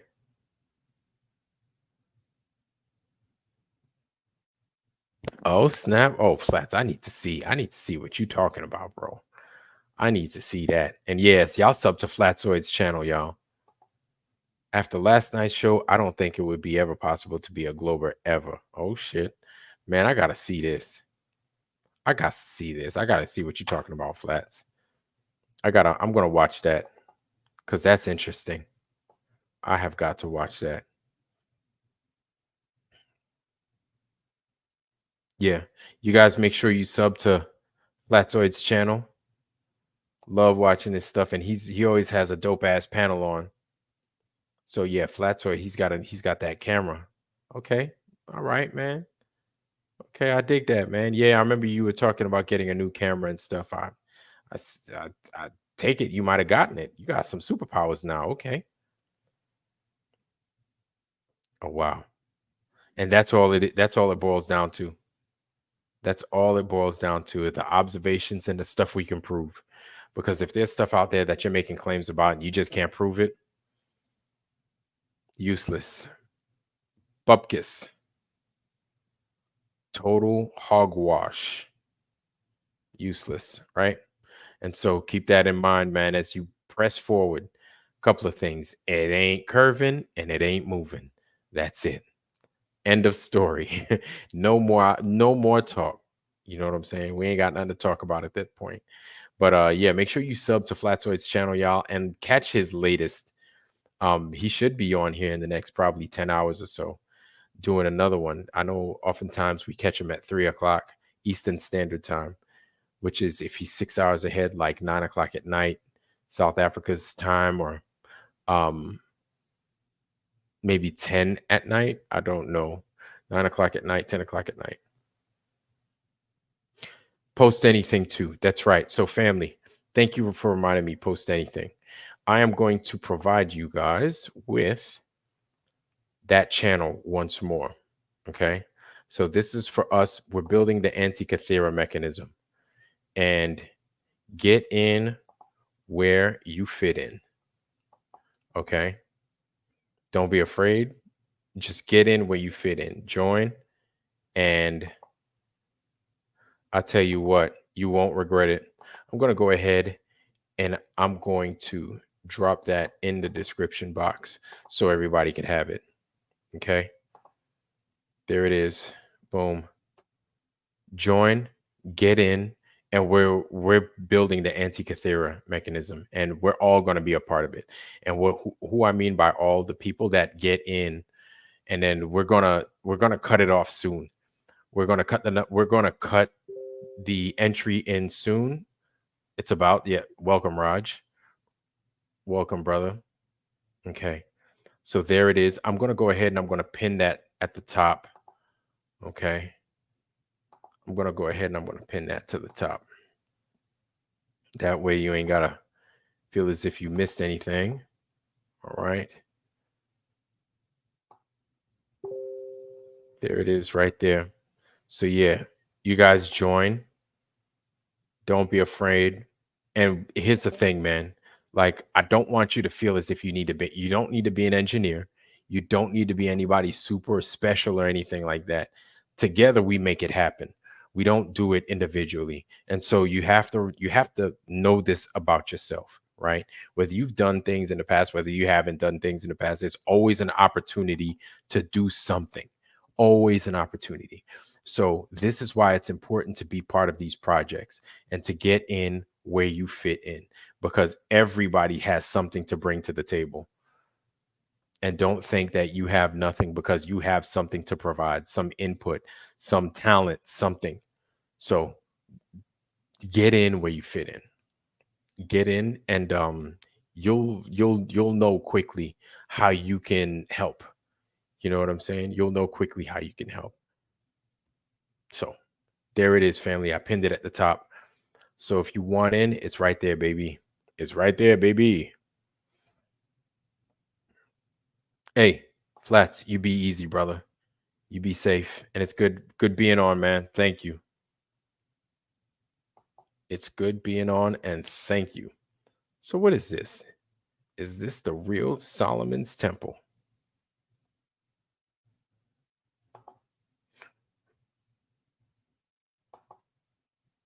So this is the real Solomon's Temple. Well, this is interesting. Let's check this out. Flatzoid has exited the building. So yeah, he's got shit to take care of. But yeah, y'all get in where y'all fit in. So there it is. I dropped that link. We're gonna check that out. Let's see what this thing do. Let's see what it do.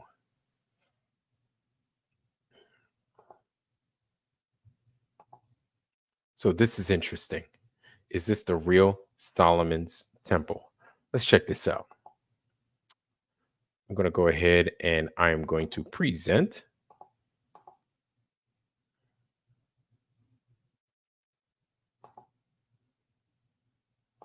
Boom.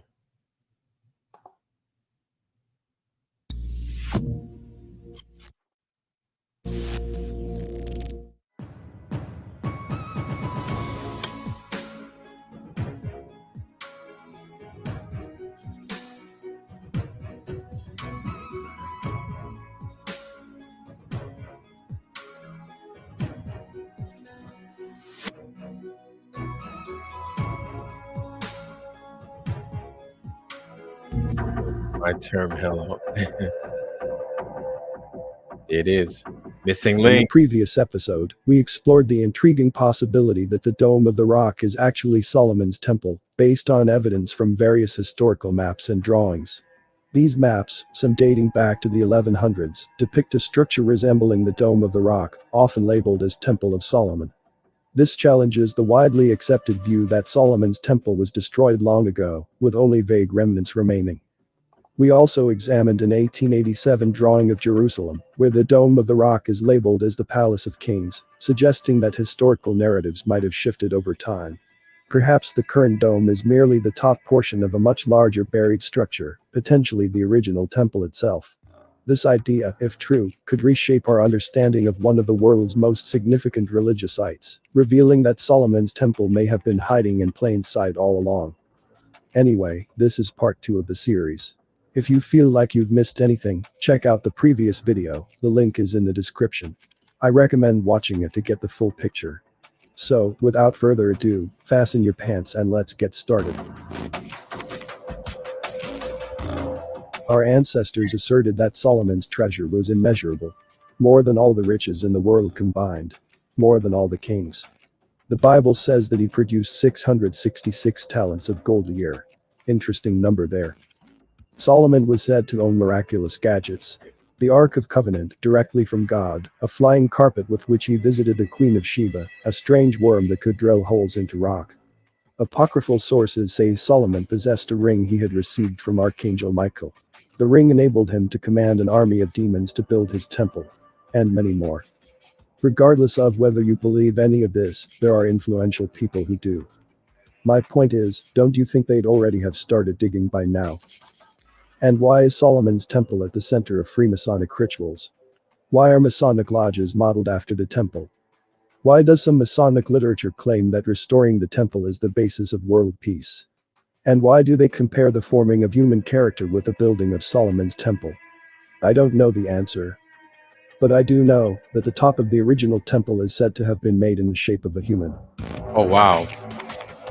The list of archaeological excavations in Jerusalem proves thrilling. Stoic, that's crazy because you just called that. That's wild. You said that, and then as I was clicking on it, like I'm seeing that. That's wild. Let's continue. In light of what we just discussed. The first excavation was Warren's shaft at Gihon Spring, which is right outside of Solomon's temple. It's exactly where you'd want to dig if you wanted to find the stuff underneath without destroying it. This was done in 1867. More digging at Gihon was done in 1995. In 1938 they started digging at the Al-Aqsa Mosque, using earthquake repair works as an excuse. They discovered Byzantine and Greek structures, as if oblivious that this was Solomon's building. Between 1961 and 1967, Kathleen Kennedy excavated to the immediate south of the Temple Mount, according to Wikipedia. Again, that's exactly where you'd want to dig in search of Solomonic treasure without destroying it. Yugal Shiloh conducted excavations at around the same place, at the City of David, which is adjacent to the Temple Mount. All excavations, except one, relate to the Temple Mount. They know what's there, but they don't want to let you in on it. Jerusalem is full of secret and non-secret tunnels. I've gone into one of these tunnels. I don't know why nobody stopped me. I am not sure which tunnel I was in, but it was beside the Wailing Wall, and there were a number of Jews inside, sitting at tables and studying their scripture. I'm guessing that I entered what is called the Western Wall Tunnel. Back then, I didn't realize I'm walking through the preserved underground halls of Solomon's temple. After some time, I came to a locked gate and had to turn back. No doubt, these tunnels go much further than the public are told. Now, understanding the old maps, these tunnels are in fact the hallways of the temple. This is from the Wikipedia page on Temple Mount. The name Temple Mount is really accurate. I have marked potentially fabricated history in red. What? The Temple Mount, Al-Aqsa Mosque compound, and sometimes as Jerusalem's Holy Esplanade, is a hill in the Old City of Jerusalem that has been venerated as a holy site in Judaism, Christianity, and Islam for thousands of years. What? The plaza is surrounded by retaining walls, including the Western Wall, originally built by King Herod in the 1st century BCE, with additions from the late Byzantine, early Muslim, Mamluk, and Ottoman periods, and can be reached through 11 gates, 10 reserved for Muslims, and 1 for non-Muslims. The courtyard is also surrounded on the north and west by 2 Mamluk. You want to know what I think is funny? Now, you guys are talking about Solomon and Solomon's temple being the study of the human body. But if you look at Solomon's name, Saul, Solomon, Saul, or the son, right? Saul, Oman, Saul, the sun, Mon, moons, Sol, Oman. So it's like he's got both properties of both the sun and the moon in him. Isn't that crazy? I'm just thinking about that. I'm like, Sol, Oman. So he's got sun and moon. Or Sol, I guess you could say is man. Man, Ma, mother, madre, ma, moon, Sol or soul or Sol, right? Solitary, by himself, solitude. Sol Oman, Solomon, moons, sun and moon. So Solomon was the sun and he was the moon. He had the words, he had the tunes. Somebody play that, man. Get it? Neil Diamonds, you are the sun, I am the moon. Play me. Anybody? Ah, shucks, you guys are too young. You guys don't know that song. Let me get back to it. I'm sounding silly right now. Akira porticos, Riwak, and 4 minarets.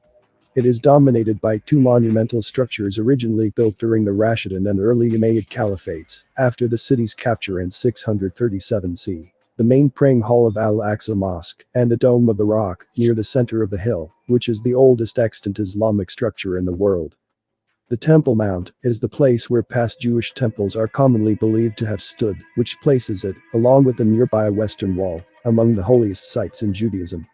According to Jewish tradition and scripture, the first temple was built by King Solomon, the son of King David, in 957 BCE, and was destroyed by the Neo-Babylonian Empire, together with Jerusalem, in 587 BC. No archaeological evidence has been found to verify this, but scientific excavations have been limited due to religious sensitivities.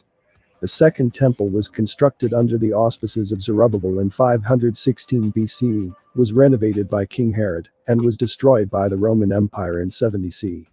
Orthodox Jewish tradition maintains it is here that the third and final temple will be built when the Messiah comes. Apart from official archaeological excavations, others have also sought access to the subterranean Temple Mount, under many guises. These quotes are from an article titled, "Secret Chambers of the Temple Mount."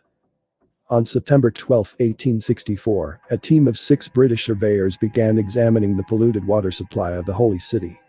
The request for the survey was made by a committee of English missionaries stationed in Jerusalem, with the cooperation of the Turkish officials. It should be noted that the cooperation of the Turks was not due to any health concern, but rather because of the constant flow of bribes from the missionaries. The surveying team was granted total access to all areas of the Holy City, including the Temple Mount. The expedition was headed by Charles Wilson, a 28-year-old captain in the British Royal Engineer Corps.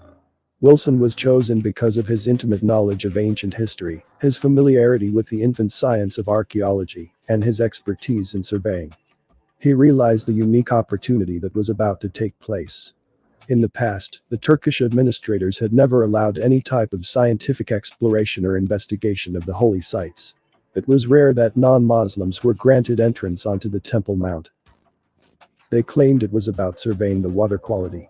If you're going to survey the water quality, why do you choose a military engineer with an intimate knowledge of ancient history? What? The water surveying excuse is a flimsy cover story.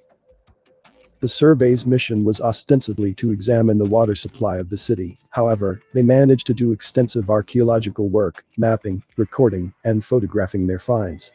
The most fascinating aspect of the expedition was the examination of the underground cisterns of the Temple Mount itself.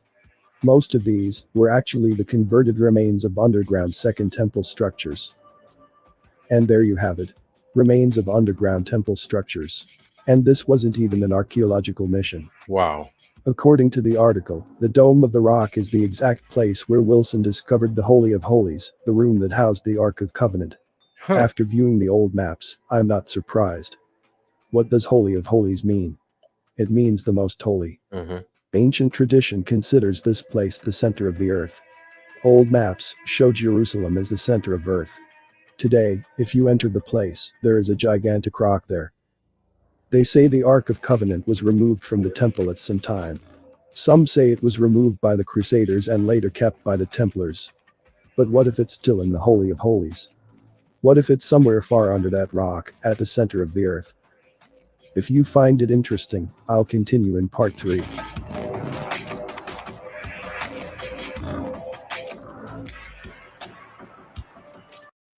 Wow. That's deep. That's deep. Wow.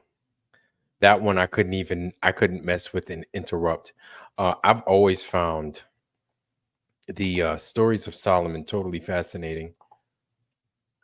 I've always found the stories of Solomon just extra fascinating. Now, there's a story I mentioned some time ago, a book series by Jonathan Stroud, right? And it's called the Bartimaeus book series, right? And Bartimaeus is he's a jinn DJINN, right? If you guys like a Jinn genie, all that stuff.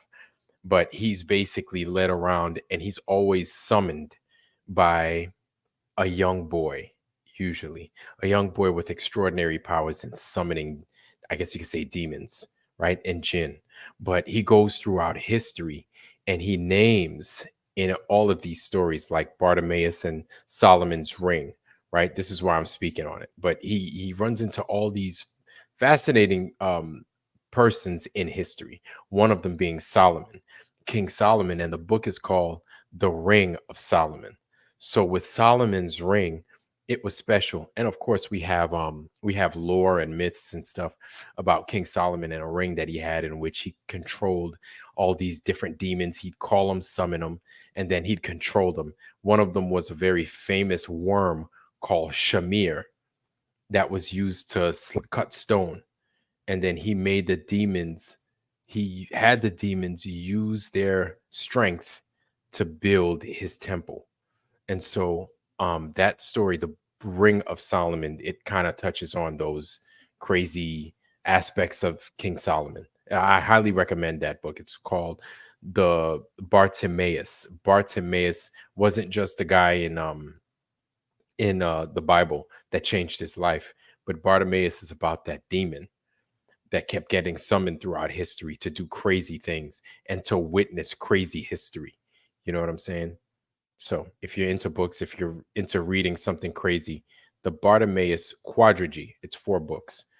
The Ring of Solomon, the Golem's Eye, the Amulet of Samarkand, and I think it's the Walls of Ptolemy.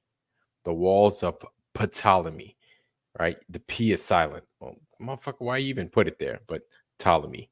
The Walls of Ptolemy, the Ring of Solomon, the Amulet of Samarkand, and the Golem's Eye.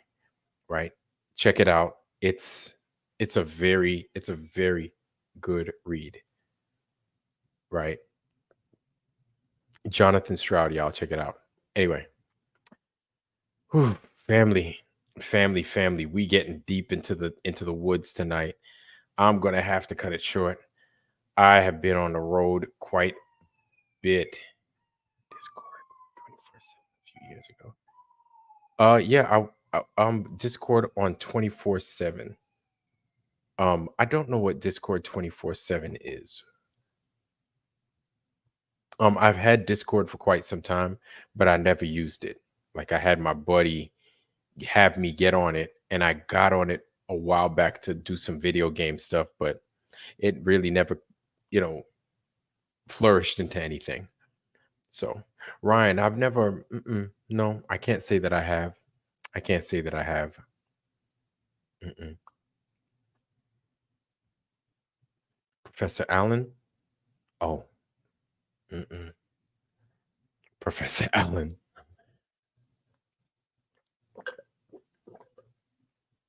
Professor Allen. Professor Farina. Mr. Farina, you, do it. Go ahead, do it. So, I wasn't on the Discord, but family, man, it is long. The night is long in the tooth. I know I be having power for days. Today ain't one of them. I ain't even gonna lie to you, family. But it was good to have y'all. It was a solid Truer Tuesday. I've got to be up in a couple of hours. No shit. You know what I'm saying? So, family, I am going to get my teeth brushed, and then I have got to get to bed, fam. But before I get out of here, I'd love to say I love y'all, and happy Friday the 13th, and happy Flat Earth Friday. And it was amazing getting to spend it with y'all tonight. But make sure to tune in on True Earth Tuesday. A lot of you guys, listen, I put a couple of things. Make sure to sub to Angela Carson, baby. Sub to her, Roger Ledwell. The Missing Link, No Longer on the Ball, Alan Nordstrom. Of course, me, if you hadn't already. Flatzoid, these guys are always in the house, always doing amazing stuff, right? And you guys, if you know you have content, I'll tell you what, start putting it out there, man, and I'm going to support it. Real talk, I will support it. I'll be in there, and I'll sub and I'll make the shows. I'll do all that stuff. Just be present. Let your voice be heard. Support the flat earth. Be part of the true earth, right? Have your opinions. I'll be there. I'll be there to listen, talk shit, and support. Like, yo, don't be afraid to make a move. You know what I'm saying? We all have something to give. So here's another thing. I'm going to go ahead and I'm going to put this in there once more so you guys see it. But get into our team. Okay? Get into our team. We're putting the Antikythera mechanism together. Once we hit our number, and we're fucking close, we're cutting it off, and then there are no more people allowed in. So that's the link right there. Get in and be part of the team. We're going to be part of history. That much is a fact. And so we're making sure that we're leaving a good legacy behind for our kids. So not a problem, Shannon Emerson. I really appreciate you, sis. Thank you. Thank you for everything that you do. I mean that. And so I'm saying all that to say peace and to say good night. But before I do, wish you guys a good night. I'm going to give you guys my blessing. And family, thank you for being here. Thank you for spending Flat Earth Friday with us, because this is the place to be on a Friday and a Tuesday. You know what I'm saying? Either way, family, I wish y'all nothing but the best. Health, wealth, love, joy, prosperity, and most of all, wisdom. Kind of like with Solomon, right? Either way, wisdom. And with that, family, I love y'all. I am out. Good night. Happy Friday the 13th. Peace.